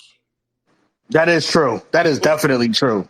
J.J. Redick would take both Embiid and Simmons aside. I got YouTube clips of me talking to J.J. Redick about this, where he would take them aside and challenge them to do certain things on the floor based on his experience, not from being an NBA player, but from being one of the best college players of all time and catching the heat from the world because he played at Duke.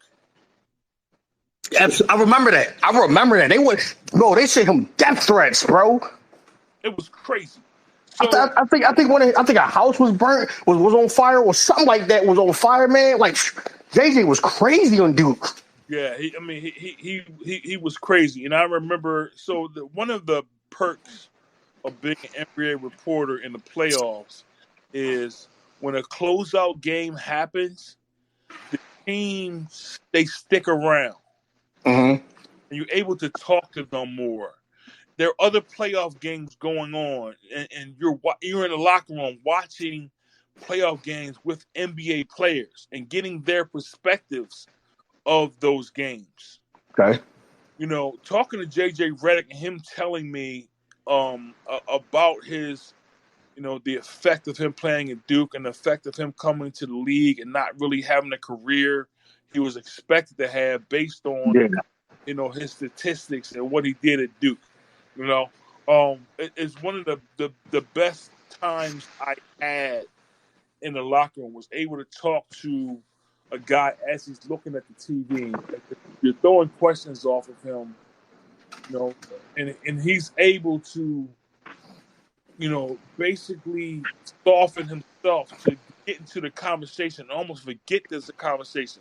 One of the things about me that athletes dig is they forget that it's an interview. Yeah. They see it as a conversation. I'm not asking a question or a directive based on an editor or a publisher. I'm just going off the cuff. And they really appreciated that. So the thing about me and Ben Simmons is this. I'm not blaming Philadelphia. Don't get that twisted. But what I'm saying is his pushback to Philly's pushback probably ruined a Hall of Fame career. He was on track to be a Hall of Famer. If you remember, was it his second year? He was All NBA, so was second team All NBA? Yeah, he was. Yeah, I mean, come on. Like, that does not happen. Rookie of the year, second team All NBA. He should have won Defensive Player of the Year. But I gotta ask you, all right, this is my last thing about that. Okay. What do you say when you got someone like Ben Simmons that does not shoot threes, he does not shoot middies? You go get a and he's open and he does not take the shot. You go get a player. But then you got someone like Westbrook and like Giannis when they will take the shot. You don't think Philly is, because this is the word that we've been using, you don't think Philly is entitled to be upset? At least attempt the jump shot? So did the Sixers get out of second round this year? No. Was that Ben Simmons' fault? When they didn't get out of the second round, when Ben Simmons was on his team, if you remember, the Sixers sucked before Ben Simmons and Embiid got on his team. They was tanking. That's why. Okay, but so you get these two players on the team, and you build something. You build a playoff team, and expect these dudes to win a championship when they in their early 20s. Yeah. Okay, that's the bullshit that I'm talking about. Yeah. You should not expect them to play well, but you gotta understand. Michael Jordan went out until he was 28. LeBron James, the same thing. Yeah. Why in the hell are we expecting our athletes to do something no one else does? Kobe Bryant, Allen Iverson, Kevin Durant. You know, one of the few players who did it early on was Tim Duncan, and he had behind him. He had a David Robertson. He had a Greg Popovich. Okay, you don't see guys in their early 20s win NBA championships. Where they go is the second round, and they die the next year. Okay, and then they grow. I call them shoulder chips, not chips on the shoulder, shoulder chips. They get these shoulder chips, and that's when they finally break through. We have to stop this bullshit in Philadelphia of being entitled to win a championship when the pieces just aren't developed yet. And by the way, if I cut you off asking that last question, I apologize. My phone was on mute, so. Yeah, no, but I'm just saying, my phone, I put my phone on mute by mistake, so I don't know if he was talking and I overtalked you. So if he was talking, I apologize for that. I didn't know. You're good. The point is this, man, because you got to understand, for me walking into the first time I walked into a Sixers locker room, I was doing a story on Chris Paul for Slam. Mm-hmm. And this was when he was with New Orleans. He's maybe 2 years into the league. So the book that he has out coming right now is called 61. Okay. He told me the story of his grandfather dying at age 61 and him scoring 61 that last high school game. Okay. So what I'm trying to tell you is this. I go after the stories that don't become popular until almost 10 years later. Like the Chappelle Show. Right. So that is the reason why I think I both get myself in trouble, and the fact that people misunderstand me, because maybe they think I have some type of agenda. I don't know. But what I tell them is this: what I'm asking the players, you're going to actually know later on when some white dude on ESPN says it. I already said it. When I was telling people about Jalen Hurts, I was like, yo, look, this dude's going to be a beast. What is wrong with y'all? What are y'all seeing that you don't understand? That this guy is not going to be a great quarterback. Like, I don't understand what was going on. The problem in the NFL, especially with black quarterbacks, is they want them to be a one-man show. They never put receivers around them. The only black quarterback who came into the league with a talented receiver core was Dante Culpepper. When he had Randy Moss, yes, Randy Moss, and Chris Carter. A couple years later, they broke that shit up. Steve Smith, Cam Newton. Cam Newton comes to the league, throws for 4,000 yards, the first player to do it. They ripped Steve Smith away from him and trade him to Baltimore. DeAndre Hopkins with Deshaun Watson. Same thing. Jalen Hurts, the only reason why the Eagles had a great season last year is because him and A.J. Brown were friends. If him and A.J. Brown weren't friends, A.J. Brown would not have been here. And you're going to see the same thing with Jalen Hurts that you see with Lamar Jackson, that you see with Michael Vick, you see with Randall Cunningham, you see with a lot of these dudes. Now, I think they respect our talent because they put us in a position to be those one-man show. But they don't want to give us the full talent for us to explode and win championships a la a Tom Brady, Peyton Manning, Mm-hmm. or whoever else. Mm-hmm. They, Aaron Rodgers. they give more respect to Aaron Rodgers. Aaron Rodgers got one championship. Right, bro. They talking about him like he got like 5 or 6. He got one because Right. they're talking about him because they know the takeover is here. Now, since we now, this is an amazing segue to NFL. I, for some reason, bro, I know you're unfiltered. You've been unfiltered before it became popular. Like, I want to say, well, hold on, I'm thinking too fast. I want to end off on with NBA with when you said you speak on shit that they don't get till 10 years from now. I called you Dave Chappelle because Dave Chappelle was ahead of his time. Shit that he talked about back then on the Chappelle show is relevant now. Yeah. So that's why I compared you to the Chappelle show. So to get to the NFL, tell me about hold on. All right. So I feel like you are not I feel like you're not I feel like you're being 95% thorough. I feel like you don't want to offend certain people. Because you know why Jalen Hurts is getting the hate that he gets. You know why. Well, see. Here's the thing. So it's not that I'm being 95%. It's that I have already said that. Like Okay. hours and times. I wrote on a starting five called the Black Quarterback changed the narrative. So you're hearing now everybody say change the narrative. I was the Facts, bro. first person to say that 15 years ago. Oh, talk your shit. Everybody, That's crazy. all of the major sports writers in the world, they know, in the country, they know I was the first to say change the narrative. Jamel Hill told me to put it on the shirt. I wish I did. You know? Stupid rich off of that. Yeah. Shit, one of my podcasts is called Switch the Narrative.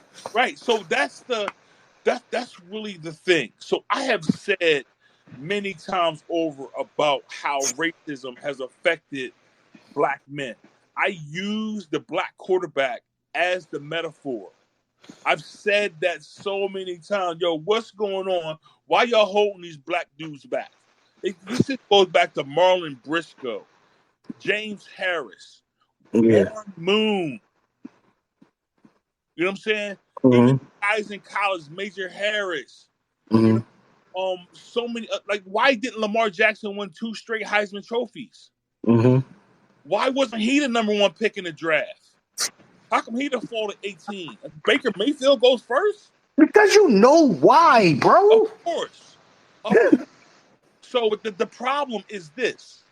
When I speak this right here in racial terms, you know who the first person is usually on my post who's critical of me saying that? Oh, God.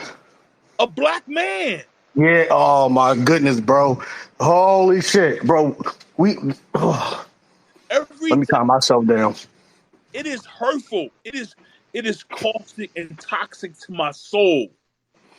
It is so disappointing and depressing. Now we know why most of these slave rebellions did not happen. Because you know who killed them? Black people. Opening their mouths.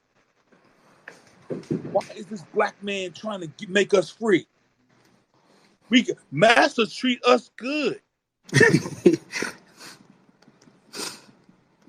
Yeah, that's man. I said all of this like when I first came out, you know, and the reason why I probably shot up the ladder so quickly in terms of a national exposure is because I was so raw and unfiltered, like you said. I was exactly what I felt. Like I'm 55 years old. I'm a grandfather now. I've said all these things. I've said them all so many multiple times.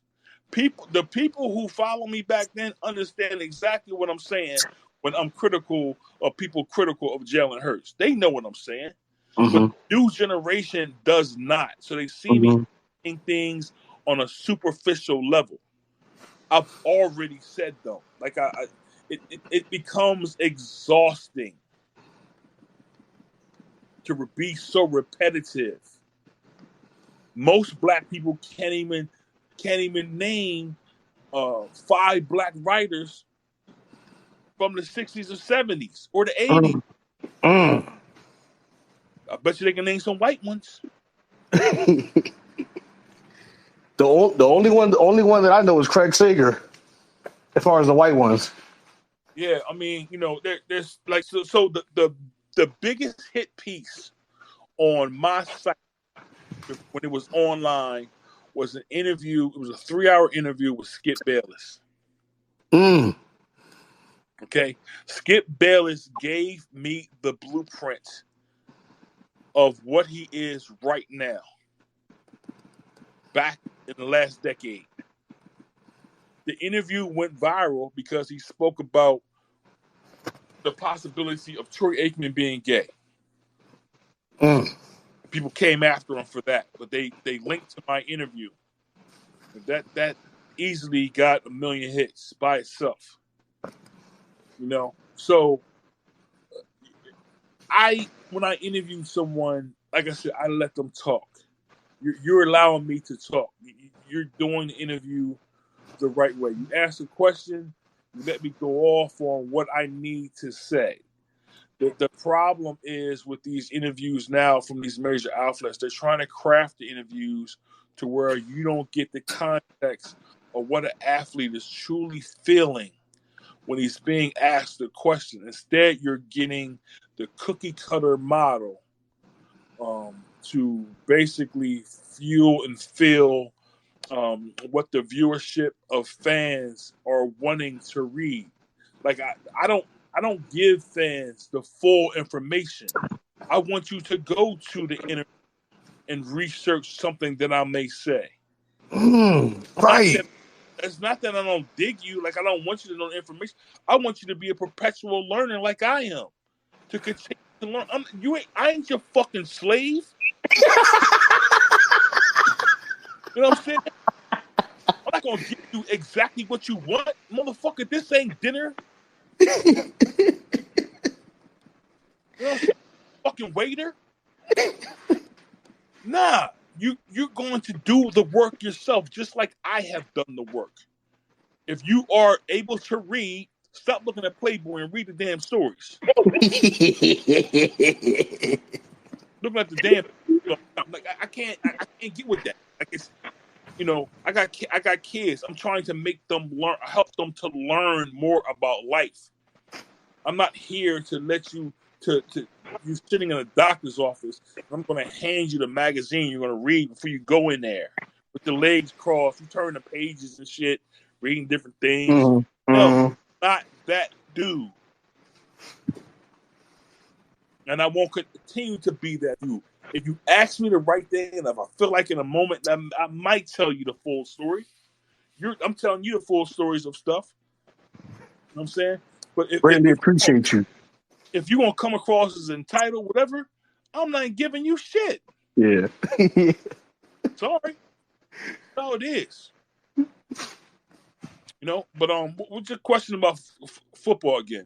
So, oh man, bro, I got a woosah, man. Yo, you in your bag. I love it, man.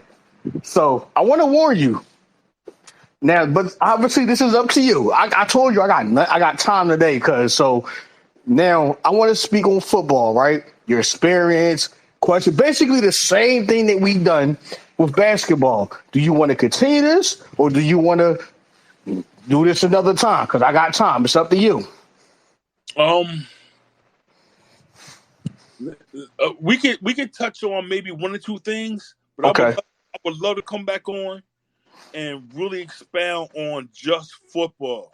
Hell yeah, we can do that. Do that in person, or we can do this spaces. Because man, there's so much of this. I love your insight, bro. I love your insight. I love what you're bringing to me, man. All right, one or two things. Okay, well, look, I'm gonna piggyback off of um Jalen Hurts, AJ Brown. You're right. You are 100% right. The Eagles would not be as nasty as we were if it wasn't for the chemistry that AJ Brown and Jalen Hurts already have.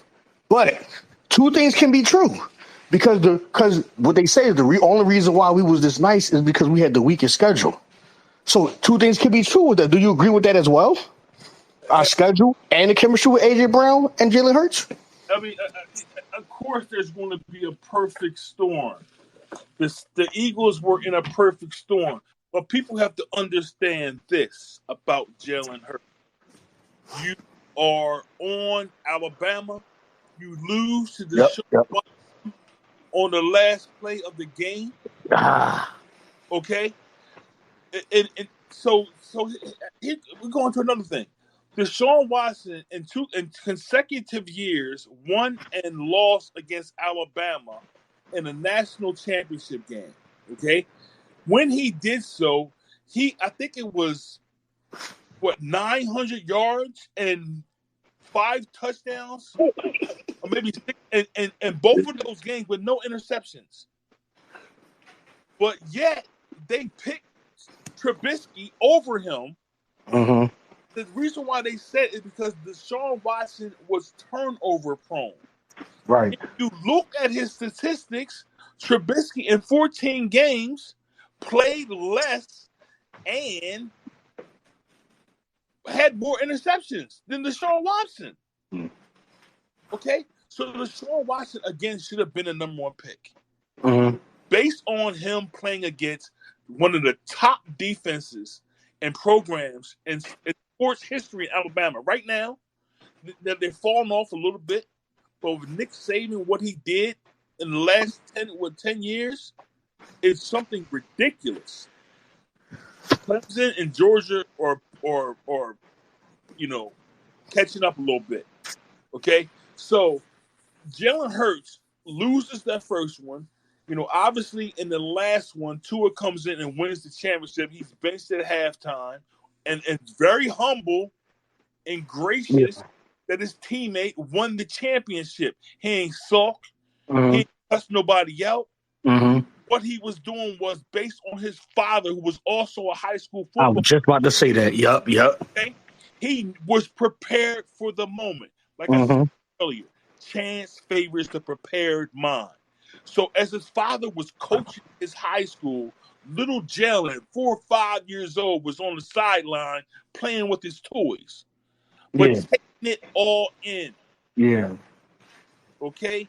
Conversations home from those practices. He probably talking to his son about the nuances of the game. Not the X's and O's, but the nuances. Okay, so after being benched, he transfers. Tua is his squad now. So he goes to Oklahoma and Lincoln Kennedy, right? Mm-hmm. Mm-hmm. He implements a passing acumen for Jalen Hurts to where he's throwing for 4,000 yards. Nobody thought he could do that. Everybody was like, this is a running quarterback. Yeah. In the game that they lost that year, that knocked him out of Heisman Trophy consideration, Jalen Hurts threw for 495 yards, 5 touchdowns, and no interceptions. His defense lost the game. That's when I said, yo, this is some bullshit. Mm-hmm. Because Joe Burrow had a miraculous year. He had a miraculous team at LSU, one of the best teams ever. There's a lot of players on that team that are in the NFL now and starring. One of them being his receiver, Jamar Chase, right? Yeah. So Jalen Hurts does this and performs admirably in the passing game, yet falls to the second round. The Eagles had to pick him. And what I told everybody is this. Wherever Jalen Hurts will go, no matter who the player is in front of him, he's going to be the guy because his father taught him to be a leader. There was an interview he did with ESPN. I think it was Ivan Menzel. I may be wrong about who conducted the interview. It was before he went to Oklahoma. I said, yo, I want that dude to be my quarterback no matter where I am, based on that interview. Now, if we, like I was talking earlier about, Lamar Jackson should have won 2 Heismans. So everybody before Jalen Hurts won the Heisman at Oklahoma. Kyler Murray, Baker Mayfield.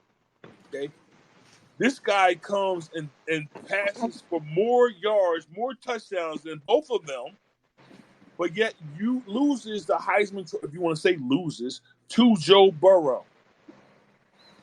All of a sudden you start hearing Joe Burrow, Joe Burrow, Joe Burrow, Joe Burrow, Joe Burrow, Joe Burrow. Just like what was with Trevor Lawrence. They weren't talking about the kid from Ohio State, Justin Fields. So now that he's doing what he's doing, he was a next quarterback to run for 1,000 yards. Okay, now we're gonna start hearing Justin Fields' name. But Justin Fields can do everything that Trevor Lawrence can do. Jalen Hurts can do everything that Joe Burrow can do. But the names come before these black kids. Right. And you see the rankings before the season where they're ranked higher. Like they have right now, they have Patrick Mahomes, Joe Burrow, Josh Allen. Even right now, even after what Jalen Hurts did, even after what Lamar Jackson has done essentially by himself, they got him way down the list. Everybody's saying that Lamar Jackson got his weapons now. Odell Beckham is old as shit, coming off of a torn ACL. And yet y'all think that this brother now has enough. Okay, he got enough now. Rashad Bateman is good. He's going to be great. He has a great tight end. Man, please fill that brother's roster with receiving talent that can separate on 3rd down, on 4th down, and late in the 4th quarter. That's what makes these dudes great. The receiving separation when the moment matters. If you don't have that, you will not win. Devontae Smith is a beast. Hey. I think that he is going to have to, work a little bit harder to get more balls his way.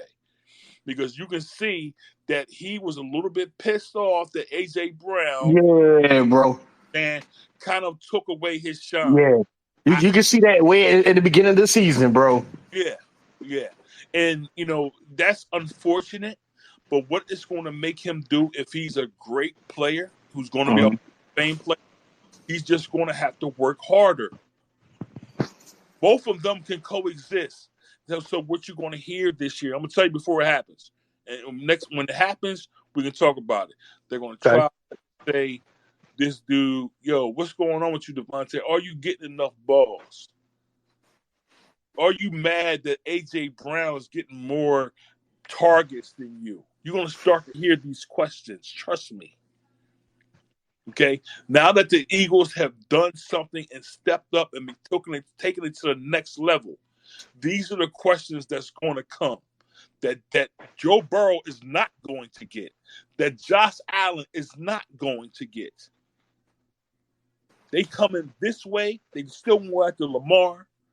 They definitely going to go after Deshaun Watson in Cleveland. Oh, that's another conversation. So, I look at this in a way that, first of all, I ain't no dumb motherfucker. Okay? If I see something that is off kilter, if I see how you talk about one quarterback and you don't talk the same about another quarterback, I'm going to call you out on that shit. Oh, man. Let's go, baby. Let's go. I love it.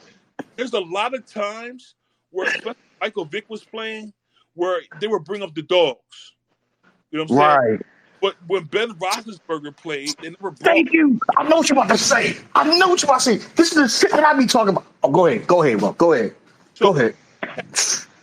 And because I would see on their ticker back on ESPN.com, was most popular. The thing was it was talking about Barry Bonds, Terrell Owens, Ron Test, in a Oh negative. my. And I'm like, hold on, why are y'all doing this? But I don't see Ben Roethlisberger. Ben Ravensburger. Right, I don't see none of that. And the EIC at the time could not give me an answer. He didn't want to tell me an answer. He was a good dude. He didn't want to tell me an answer. He was black. I had interviewed him because at the time, man, I was interviewing publishers, like I said, journalists, editors, whatever I could do to try to get a foothold into the business. Now, I was very upset that I could not see the same criticism for white athletes as I was seeing for black superstars. And I'm like, yo, y'all not going to do this on my watch for me not calling it out. I'm sorry. And that being that unapologetic rawness, whatever you want to call it, is what gained me respect. They know I ain't no coon. They know that I'm not going to say, okay, massa, you go ahead and tell the stat that they need to know. I'm not going to be the dude. I'm going to tell you exactly what I feel. These motherfuckers know. They're not going to put me on a panel with them, and it's because they know I'm going to call their bullshit. Any Yo. of them, I don't care who they know. If they put me up there, they're going to have to step their game up because I'm not going to fall in line to a journalism measure. So when I see Lamar Jackson being spoke about a certain way, Cam Newton, this and that, I'm going to call it out, man. Like the stuff that happened with Cam was egregious. After that 4,000-yard season, people started to be very critical of him, as if he was a 30-year-old dude. That's what you was when you was talking about your Bulls, saying, about Maxey being 33 years. Like, yeah. who are you comparing him to? Oh shit. Like Michael Jordan did not win until he got Scottie Pippen.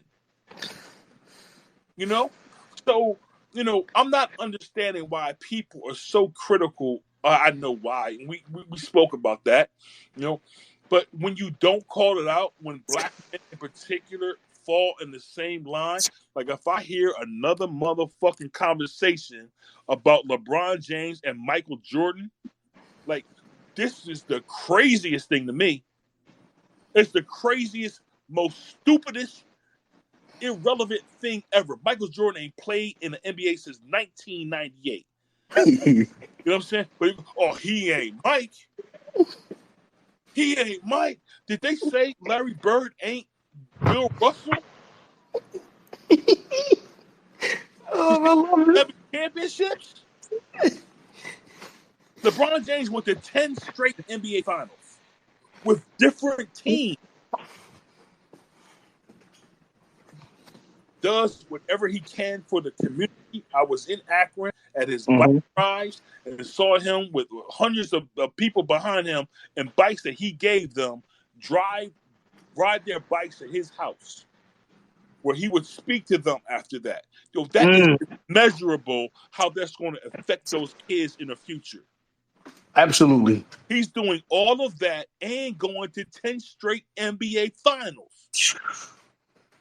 No one in the league right now can hold LeBron's job in terms of a total measure. Steph Curry can't. Kevin Durant can't. Kawhi Leonard can't. You don't hear what they do off the floor as much as what he does both on the floor and off the floor. And being the first social media superstar, he catches way more wreck than any of them combined. So when we talk about black quarterbacks, I call it bonus ball. Instead of throwing the ball away on third down, they run for the first down.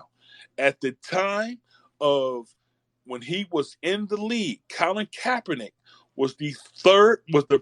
had the highest third down efficiency rating in the history of the league. The highest. But that's not what you hear, do you? Nah. You don't hear those things. These people know that they cannot turn off the faucet any longer. You just have to. Anthony Richardson is going to be a beat. Anthony Richardson is the second coming of Cam. You got C.J. Stroud. You know what I'm saying? You got what's the brother from Alabama? You know what I'm saying? You had 3 quarterbacks that's coming into the league that's going to change how we look at the black quarterback. And this is when you still got Deshaun, Russell Wilson, you got Jalen Hurts, you know what I'm saying? You got Lamar, you got all these dudes still in the league with these young boys is coming up. Justin Fields. Justin Fields, right. So what they're going to do is create more black quarterbacks. I always tell everybody this. When small forwards and powers forwards begin to play quarterback, it's a wrap. Physically, they will be down. If they have the ability to have a certain skill set, it is over. It is over. Because like Cam, he's bigger than Chandler Jones, who was defensive end trying to chase him around. Right. Okay? So you're not only going to have those big dudes, but you're going to have young dudes who are inspired by them. Right. But you're going to have guys like me who are going to support them immediately instead of having questions about their ability and if they can do it. That's what we need out of black male writers in particular. Don't say, oh, can he do it? Just let him play, and you'll see that he will do it. Yeah. The one thing about it is these dudes are going to have so much suspicion about them that it begins to affect their psyche. That's the reason why I come full force with I will battle 1 billion men about the legacies of black athletes. I love it. That's like now listen, but when I tell you this phrase, right?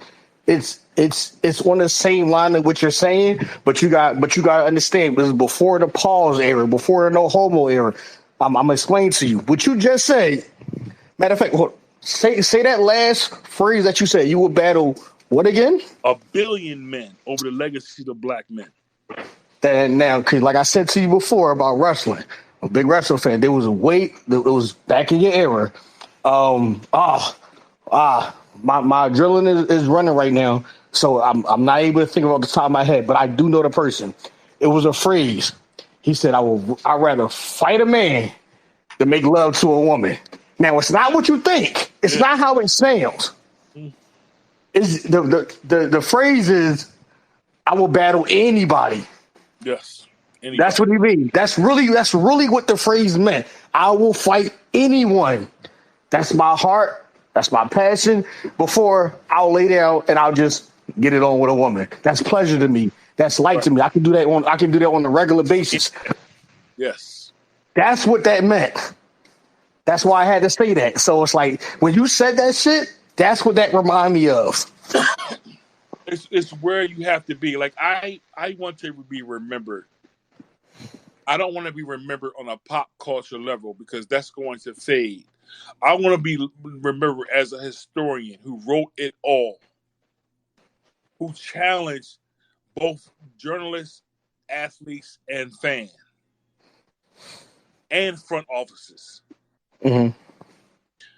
Most of the notoriety that I got was when I wrote, during the lockout, I wrote a piece called Kobe Bryant, Derrick Rose, and LeBron James Create the NBA, where I had a new league concept where I took 3 superstars who put in $10 million each and had a draft in Vegas to draft 54 players out of the NBA to create their own league. When Carmelo Anthony and Amari Stoudemire talked about this league piece, the next day the lockout ended.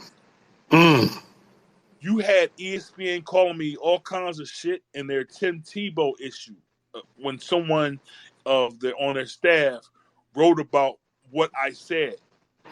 Huffington Post, Newsday, Fox, Yahoo, all of them spoke about my league piece.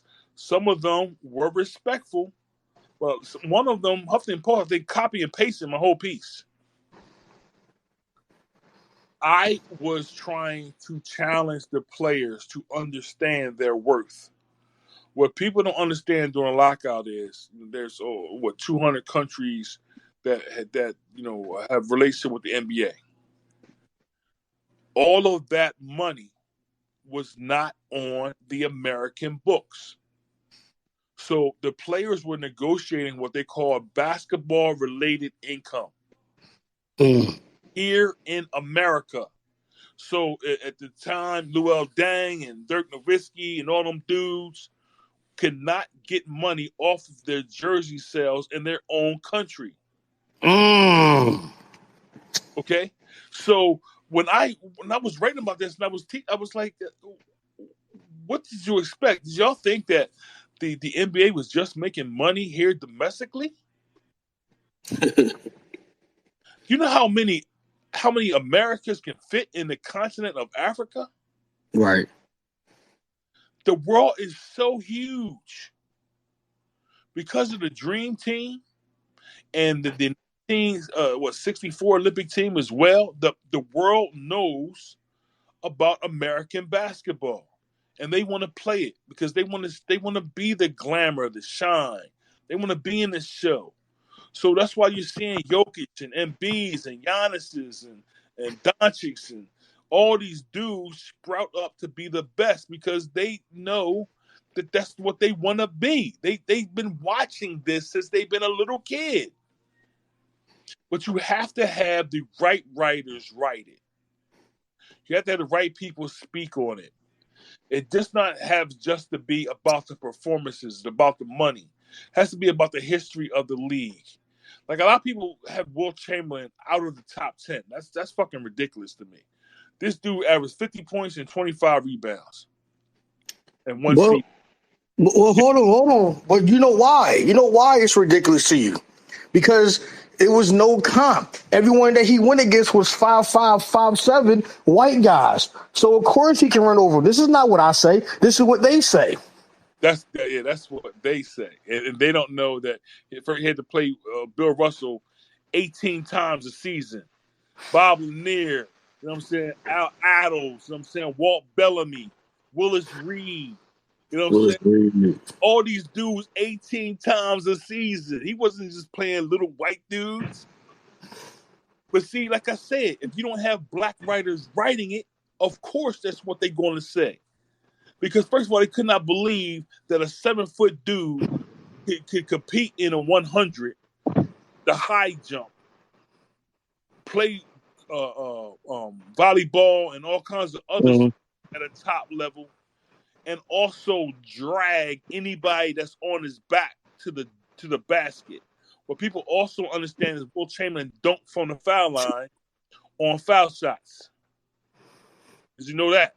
No, I did not know that, bro. I did not know that. So instead of shooting the free throws, he would run and dunk from the foul line. They was like, nah, nigga. You cheating. So, just imagine the more points that he would have had. Like he averaged, I think Michael is 30.2 all time, and Wilt is 30.1. After the 7th season, Wilt stopped scoring the basket. So he was averaging 45 points up until that 7th season, a game for his career. Okay? Once he started to say, okay, everybody's being critical of me, and they're seeing that I'm dominating this and that, he started to be more of an assist guy, more of a role player. You know what I'm saying? So it changed the way we look at him because he sacrificed for the betterment of his team and his game. You know, it's really a shame. Like I wish I was alive back then to really write about Wilt. Now, there's a guy here named Harvey Pollack who passed away the day I was going to interview him. Mm-hmm. Pollack was one of the last people to be at that 100-point game. He was a 50-year statistician for the NBA. He would walk around the Philadelphia arena, and I'm like, who is that old guy? Who is he? And I finally just struck up a conversation. He would call me sir. I would strike up a conversation with him, and he would tell me who he was. He gave me this 9-minute interview at the stadium where he told me that he was really the first dude to be the advanced stat dude. Okay. Because Will Chamberlain called him one day and said, yo, Michael Jordan can't make a shot outside of 14 feet. So what Harvey Pollack did was track all of these shot attempts to see if Wilt was right. And he found that Wilt was right. The thing about it, he had compiled all of this information based on stats like that. And he put them in the back of his car. His car was stolen. When his car was recovered, none of those stats were in the car. Damn. Okay? Damn. Changed sports. It would have changed how we look at sports. Now, I said, Mr. Pollack, please let me interview you for like 2 hours, 3 hours. And we were setting it up. I called into his office, up on top of the was at the time, the Wachovia or First Union Center, whatever. Yeah. And they told me that he died. You know what I'm saying? So when people like that die, so does the information. It's the reason why I want black writers in particular to look outside of the 24-hour news cycle, to look outside of LeBron versus Mike, Kobe versus Mike, whatever you want to say, because if you do that, then you will understand the history of sports and how it evolves through time. Will Chamberlain, the reason why he was such a beast is because he could run, he could touch the top of the backboard. You can see all where he does that, and he was benching 600 pounds. Shit. Okay, so Shaq never benched 500 pounds. Mm. So everybody's trying to call Shaq the most. Even Shaq says it now. There's also a commercial that Shaq did in 1992 when he came in. Don't fake the funk on his nasty dunk, where he had Bill Walton, Bill Russell, Bob Lanier, and Wilt. And Wilt, in the outtakes of this commercial, when they were just sitting around talking, was punking Shaq. Okay? Telling Shaq, yo, you ain't ready for all this. It was a rite of passage. He wasn't being overly critical of Shaq. He was like, yo, dude, this is what I did. Now, if people don't want to respect what I did, that's on them. But it is on the record books. Like Sonny Hill told me, he said, Oscar Robertson told him one day, the record books do not lie. So all of that there is Wilt. We don't have the footage of it, but we have what he did statistically. If you look back on, especially that 1961-1962 season, where he averaged at 50 and 25, they gave the MVP to Bill Russell, who averaged averaged 17 points and 27 rebounds. Mm-hmm. Elgin Baylor was 30-20. Oscar Robertson averaged a triple-double with 30 points. Walt Bellamy, as a rookie, averaged 30 and 18. But you're going to give the MVP to the Boston Celtics, who at the time was America's team? Yeah. As much as Bill Russell did not like what was going on up there racially, Of course. he still played for the Boston Celtics. Mm-hmm.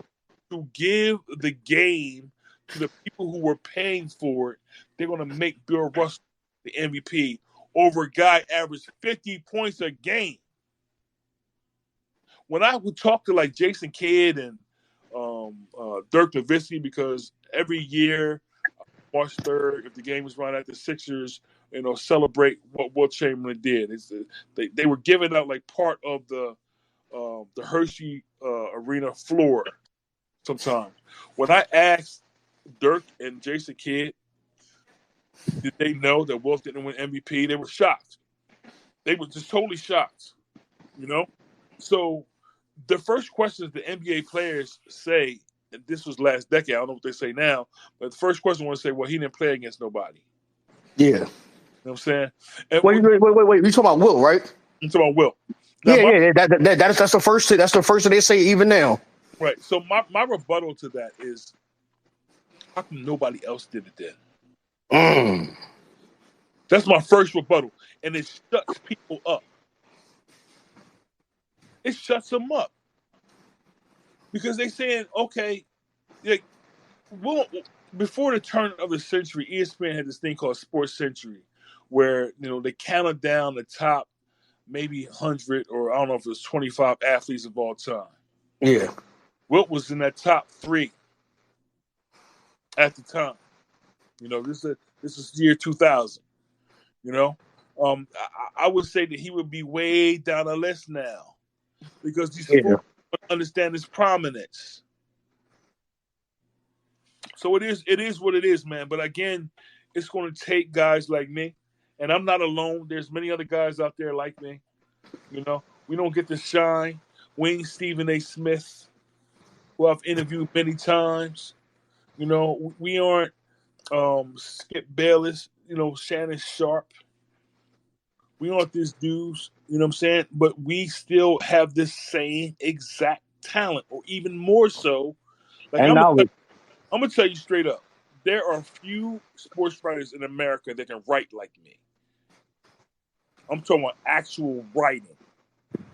There are few. I'm not saying I'm the best, but I'm up there. And when you come with a respect for history, now you know I ain't on ESPN. I would blow up the spot. Well, here's my thing, and I'm gonna say these last few things, and I'm gonna put you on game. Yeah, I'm gonna put you on game. We understand now because of the information, the times that we live in.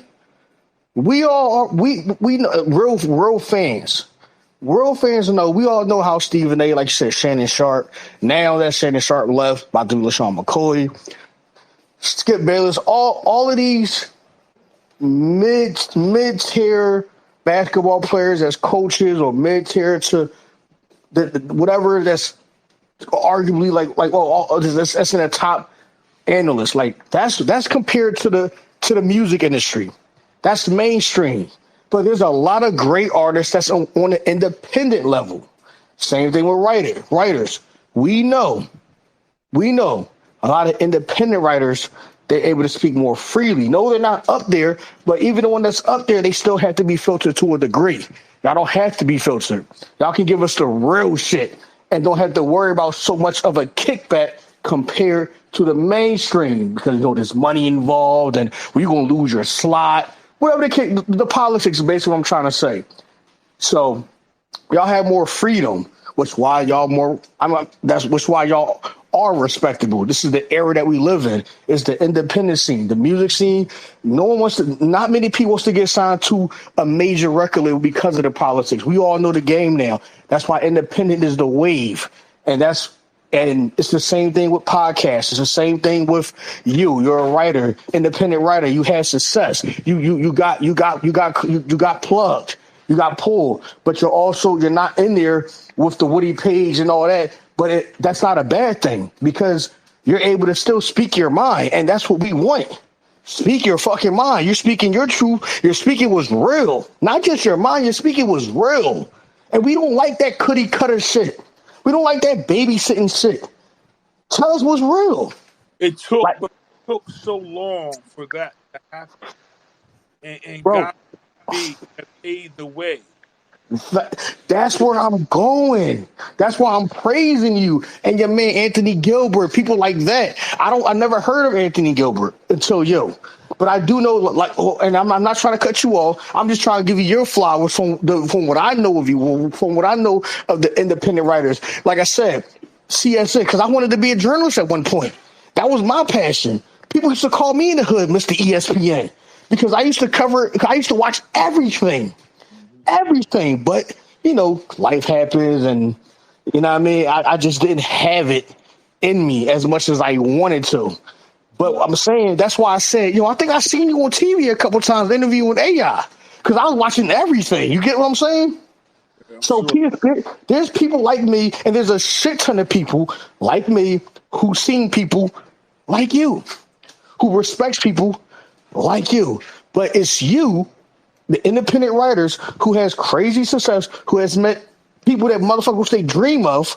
It's now you're in the era, bro, where your voice is louder than what it was in your era. Yeah. It's up to you to bring that shit out there, and I want you to do that. It's up to you because I don't listen to too many podcasts. But if you drop the podcast, I will be listening to that shit, But see, and I that's know many other motherfuckers would. Think about it, and I'm gonna end it off on this note. I'm not gonna go. I'm not trying to go on a rant, but think about it. Kwame Brown, Joe Button. Come on, bro. They're not Michael Jordan and Drake, yeah, but right. they got arguably they got the top podcast though Mm-hmm. it's because of their opinion. It's because of their content. And you are on the same level as far as your content, as far as your experience. You are no different from them. You actually probably got more. You probably got more plugged in them, to be honest with you. And I'm not just saying because you're here, because of your experience. So you are no different. Talk your shit. The thing, Talk your shit. that's what I'm saying. The wild thing about that is I had a podcast for 4 years before podcasts become popular. Mm-hmm. And in that time, life happens.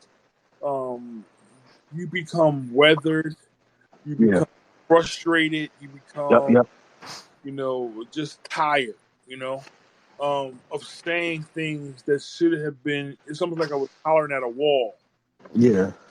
So when people ask me to be on, their shows, I willingly come on. Yeah. As far as me having my own, like I don't know if I got that in me anymore. You know what I'm saying it's a lot to be as passionate as I am, Yeah. and continue that over the course of. I've been doing this for 25 years. Mm-hmm. You know, I don't have a big backing capital where they're going to have interns, producers, all these type of things to take off some of not pressure, you know, um, but just the responsibilities that make you tired.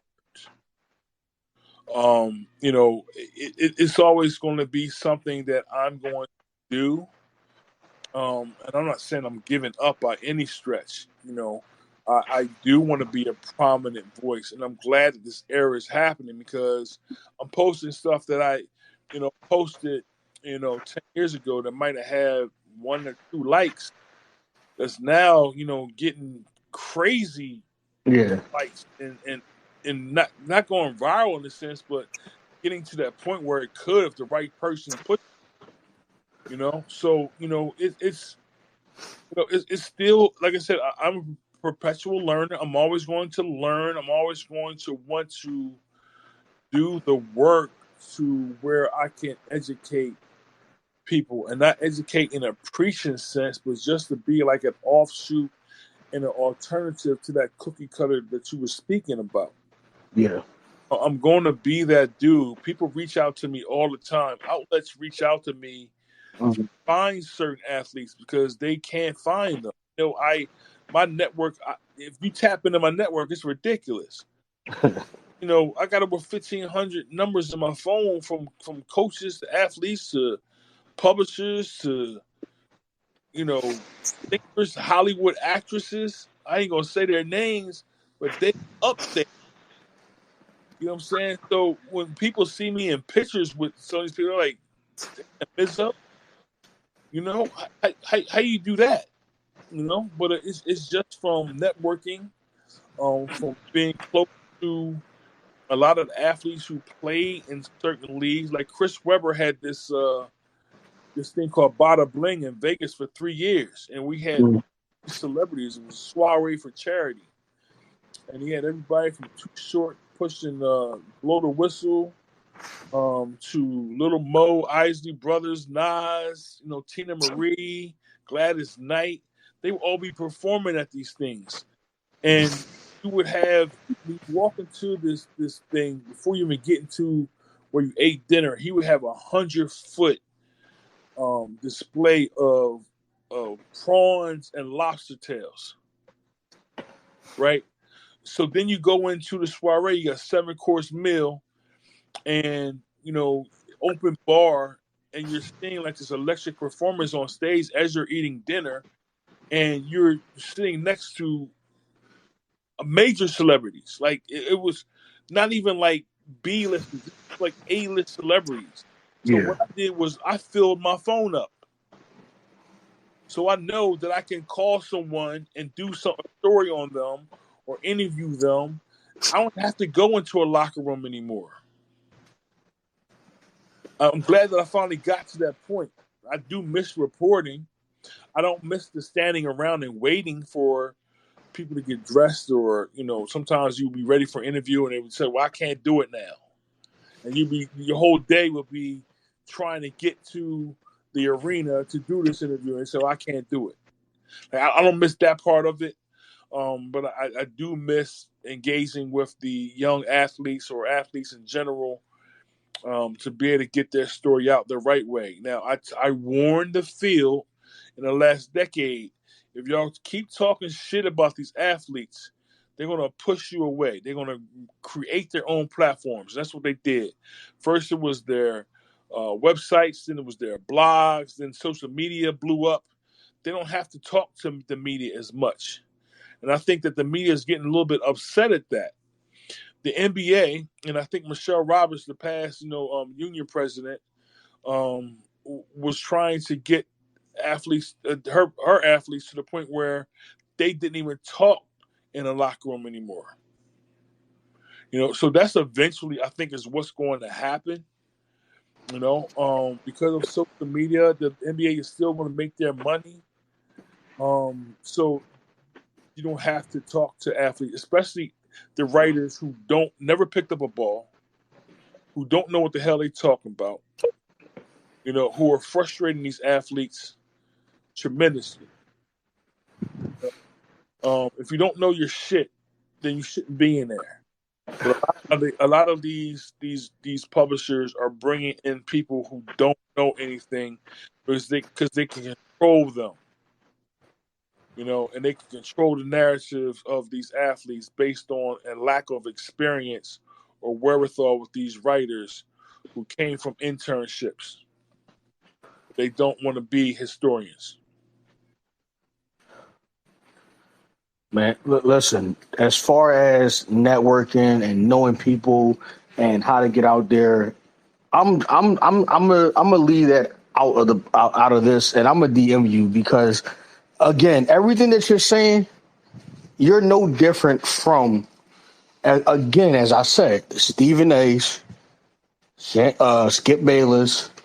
You know what I mean? As far as like, you don't have to be a Tom Brady, Tony Romo to get started, or to be out there. That's what I'm. All right, even Shannon Sharp. All right, and I mean this respectfully. 3-4-time Super Bowl winner. He was nice, but when in the NFL, they all got helmets. Unless you are that nigga, you're not really known. Like, if you know football, Shannon Sharp was that bull, but he was never considered top tier. But sports reporting, ESPN, Undisputed, all that. Oh yeah, we got to get him on there. LaShawn McCoy, do you get what I'm saying? Yeah. You're no different from anybody else, other than you're real. Stephen A. said, "Oh, he's so real, bro. You're just as real as him, maybe even realer." I'm just saying, but I'm gonna leave the rest out of it because, bro, there's people like, again, I had Sensei, Sacramento Kings ambassador. I'm only dropping these people because I'm about to interview him. My man Chris, he's a photographer. He did P&B Rock, 50 Cent. He knows Soap, Lil Boozy, Lanice London. You know what I mean? Like Rick Ross. Like she's a photographer, videographer as well. Like, and I'm not name dropping like I'm the gang. I'm not name dropping like I'm Dickie. I'm just saying these people that's like, no, they're not S tier, but they got some plug, they got some clout, and they're working this shit up. And I'm saying the same thing. And again, I'm bringing it all back to myself.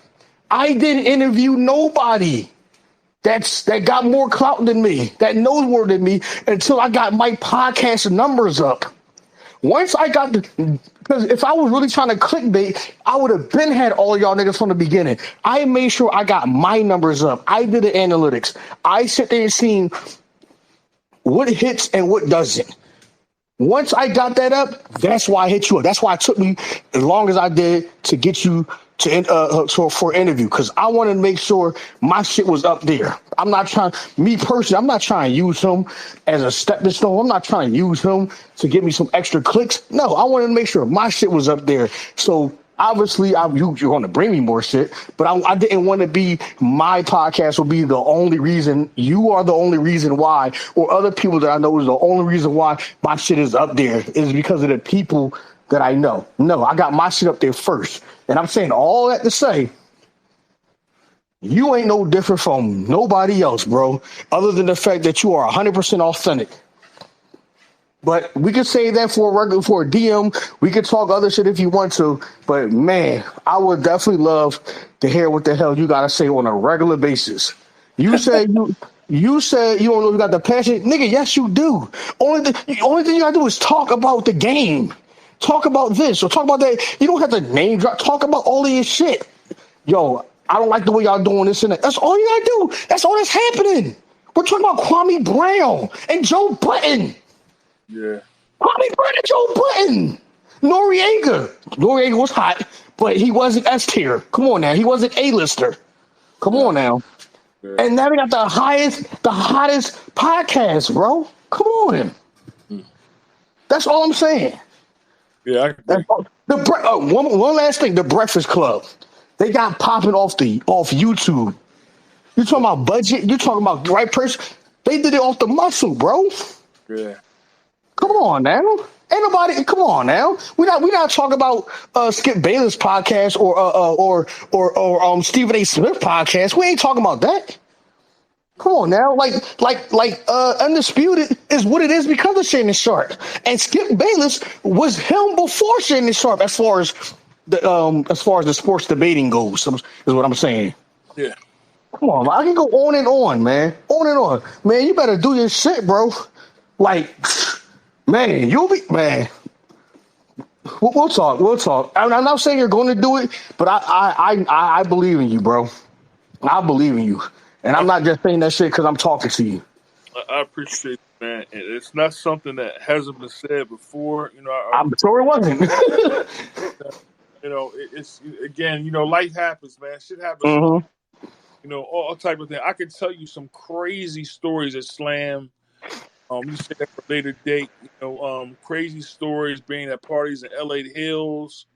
Oh man, just ridiculous stuff over the course of my time, based on the former agent that I had, who would put me in these spaces, whether it be Vegas, like I said, or different parts in the country, where I was speaking to the gangsters of it, like the real, raw people who were behind the scenes, you know, that built up the people who were in front of them, who were public. Yeah. You know? So yeah, I know all of the people. You know what I'm saying? It's interesting. You know, I don't want to be that old dude speaking 30 years from now about my experiences and nobody knowing who I am. You know, but they're like, damn, that nigga know what he's talking about. You know, that is my one fear. So yeah, it is something that I have to procure and do for myself and develop to get to that point. I'm just trying to pick my spot and figure out how it's going to be done. And now that my website is offline, all of the hundreds of interviews and thousands of stories that I've written, it's given me that opportunity to reframe myself and recreate who I am based on a current scheme of things. So I appreciate your words, good brother. You know what I'm saying? I'm glad that we're on this doing this. Because we've talked back and forth for years now. Yeah. I'm proud of you for doing what you're doing. Like, I'm impressed with how you have opened this interview and the things that you've said, questions that you're asking. So continue that vibe, continue to do that networking thing. Appreciate you. Because the publishers, the agents, the managers, the secretaries, talk to all of them. If you have a chance to find out about different charity events across the country and you're able to go to them, that's where you're going to fill your phones up. Okay. Because the one thing, like I was earlier about walking straight up to KD and getting an interview, that's the whole thing. If you see somebody and you don't talk to them, whether it be on the street, whether it be at a game, an event, a concert, whatever, that's something you're going to lose and not be able to get back. I learned that from being at the Chris Webber event, and Kareem Abdul-Jabbar, somebody I've always wanted to talk to. He was coming up to me on a white carpet. I actually was standing next to CSN and D. Lionel. Okay. And she was helping me out a little bit. Like, I became like an adversary of hers later on. But she was really helping me out. Like, a lot of these folks, once I started to rise, like, damn, we can't help this brother no more. But when Kareem Abdul was coming up to me, there was a friend of mine now, but she pulled me aside and said, "Yo, I can get some weed." Yeah. And as she's saying this, Kareem walked past me, and I was so pissed at her. In the moment, you have to get it, no matter who it is. If they're in front of you and you're trying to build what you're doing, only thing they can tell you is no. But if you come correct to them, they're going to give you exactly what you want in that moment, because you put forth the confidence of wanting to speak to them, not as a fan, but as a peer. That's the thing. A lot of athletes, celebrities respect me because I look them eye in the eye. I'm not starstruck. They know that I'm real about mine. Oh, man. They're going to give me what I need to get based on them seeing me as a peer. No matter that they millionaires, sometimes billionaires. I'm a broke nigga. You know what I'm saying? But they understand that confidence-wise and acumen-wise, experience and wisdom, they know that I'm going to bring it. Shit, that's what I tell my son about bagging the drum, man. Like, the worst thing they can say is no. Shit. Like, you looking at them, they so bad, you don't want to talk to me. Yes, they do. Shit, you approach them like you treat them all the same, bro. No matter how bad she is. But I want to. All right, I'm gonna end this podcast on this note. I'm gonna piggyback off you from the weed situation, because when I used to rap, one of my, well, I know him personally, but one of my mans, he used to I'm just gonna say that it's weed. Nobody gives a fuck about weed no more. So he sold weed to Joe Scott. And that's how she started being her weed man. Like, everybody said, "We yo, where can I get the weed at?" And he just so happened to be there. Same thing with Mr. Cheeks. Like, I saw my Little Niece London. I mean, shout out to her. I'm not name dropping, but she helped me out a lot in my rap career. You know what I mean? She fucked with me, and you know what I mean. And I got introduced to a lot of people. Mr. Cheeks, out of everybody that he asked, he came up to me. Yo, where I get the weed at, bro? So I opened up for him. You get what I'm saying? Like, right. Shit like that. So I believe you, because I experienced two situations like that. And one more thing about about not having to be S tier and A tier, but still being that nigga when it comes to podcasting. Killy the Kid. Come Yeah. on, now. God. Come on. Come on. Billy Or the Kid. even Jay Prince Jr. in Houston. Yes. None of these niggas are S tier, A tier, but they're well respected in their respected lanes. Yeah. So just wanted to throw that out there, man. So I'll hit you up today, tonight or tomorrow, and talk some more, man. Just trying to, yes, I'm gonna say convince you. You know what I mean? Because I believe in you. You know what I mean? There's a reason why I waited so I got my numbers up there to actually interview you.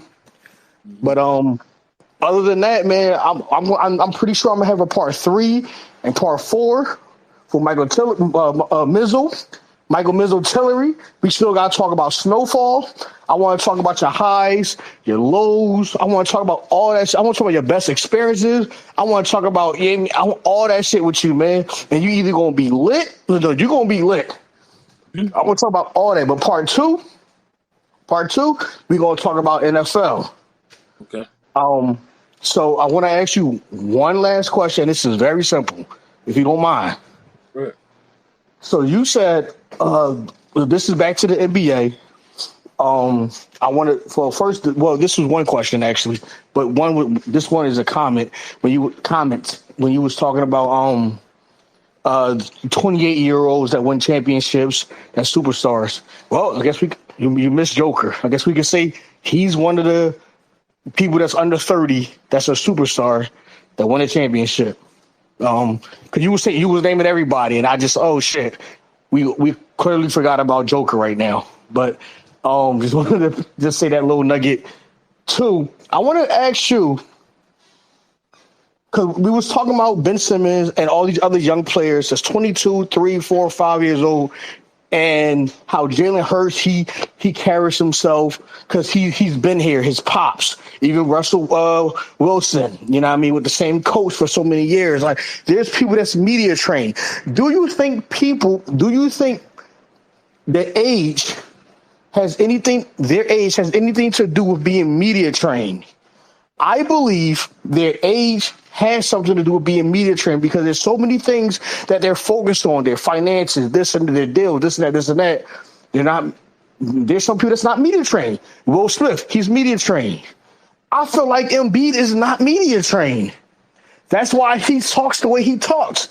He speaks super honestly about Ben Simmons or Doc Rivers or me, James Harden. We need more help. I feel like he's not media trained. So how do you feel about young players not being media trained? So, back when I would interview, like, I don't think people understand what Chuck D was to hip hop, right?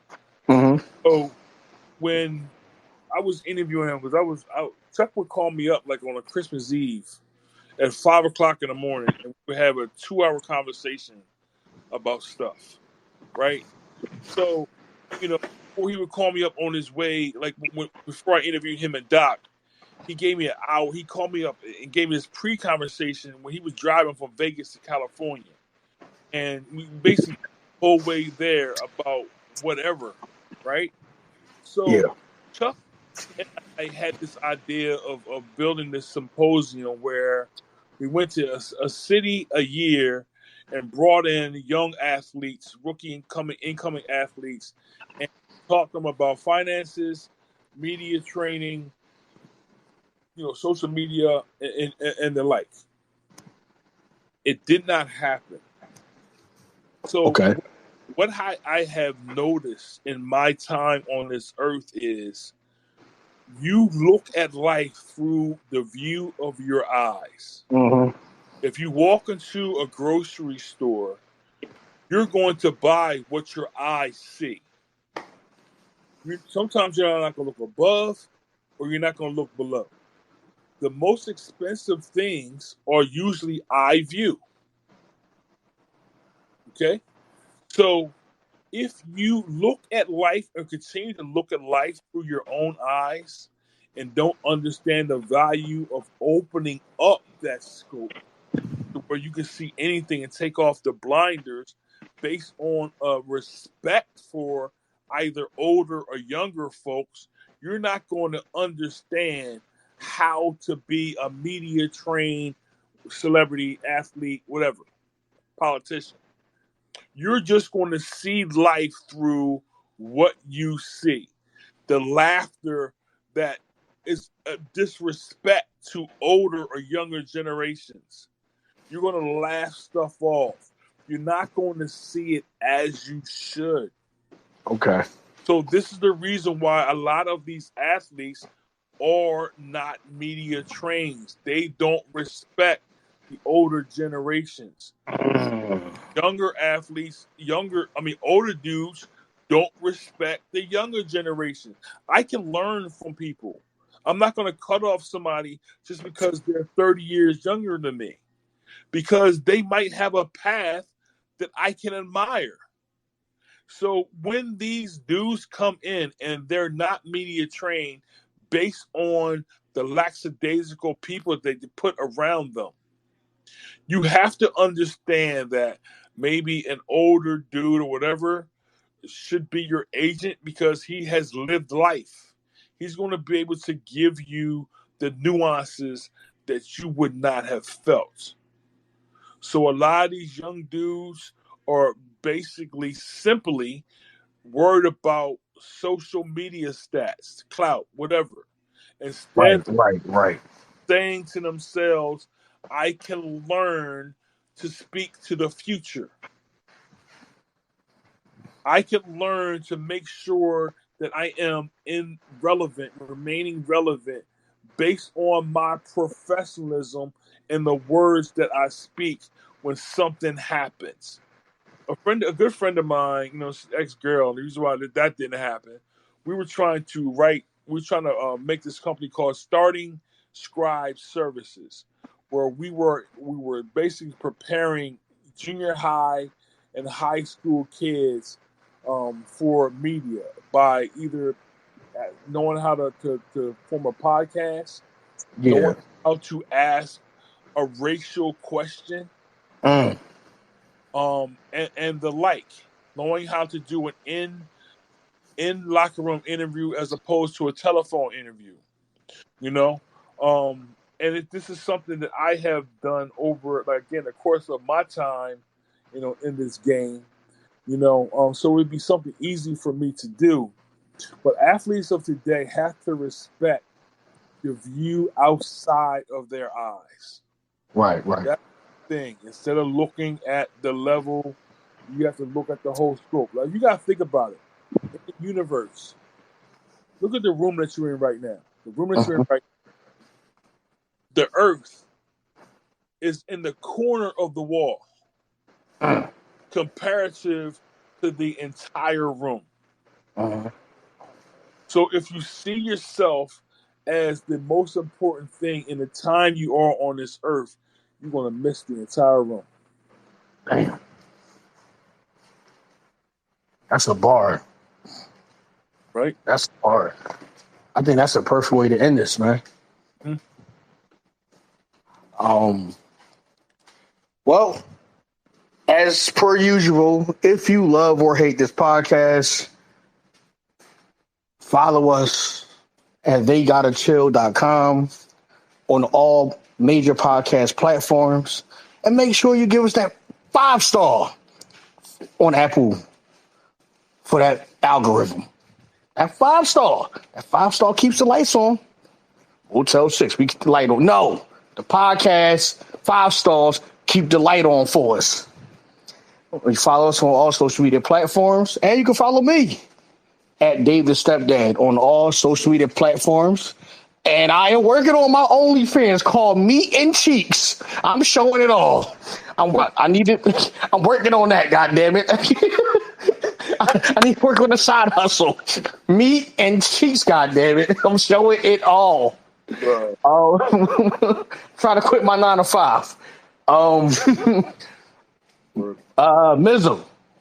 Michael Mizzo Tillery. Where can they find you, brother? You find me on Facebook. The reason why I'm still relevant on Facebook is because I have over 600 people who are my family members on there. Tillery's all across the country. So I'm Michael Tillery on there. On IG, I am Hardcore Peace. PEACE, Hardcore Peace. On Twitter, I am Michael Tillery, lowercase Michael Tillery, MICHAEL at Michael Tillery, and that's where you can find me. Right now, I'm not writing for anyone, but then you can just search me on the web. You can find what I do.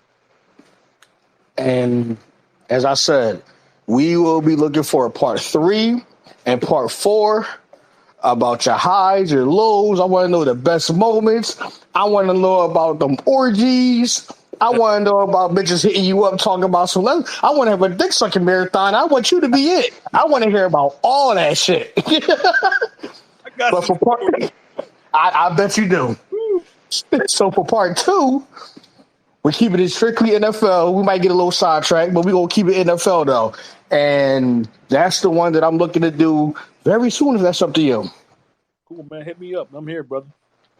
All right. And typically, I would end this by saying, that's a cut, boys. Let's get fucking drunk. But tonight, I'm going to end it saying, Mr. Mizzo, until next time, we'll keep the champagne cold for you, good brother.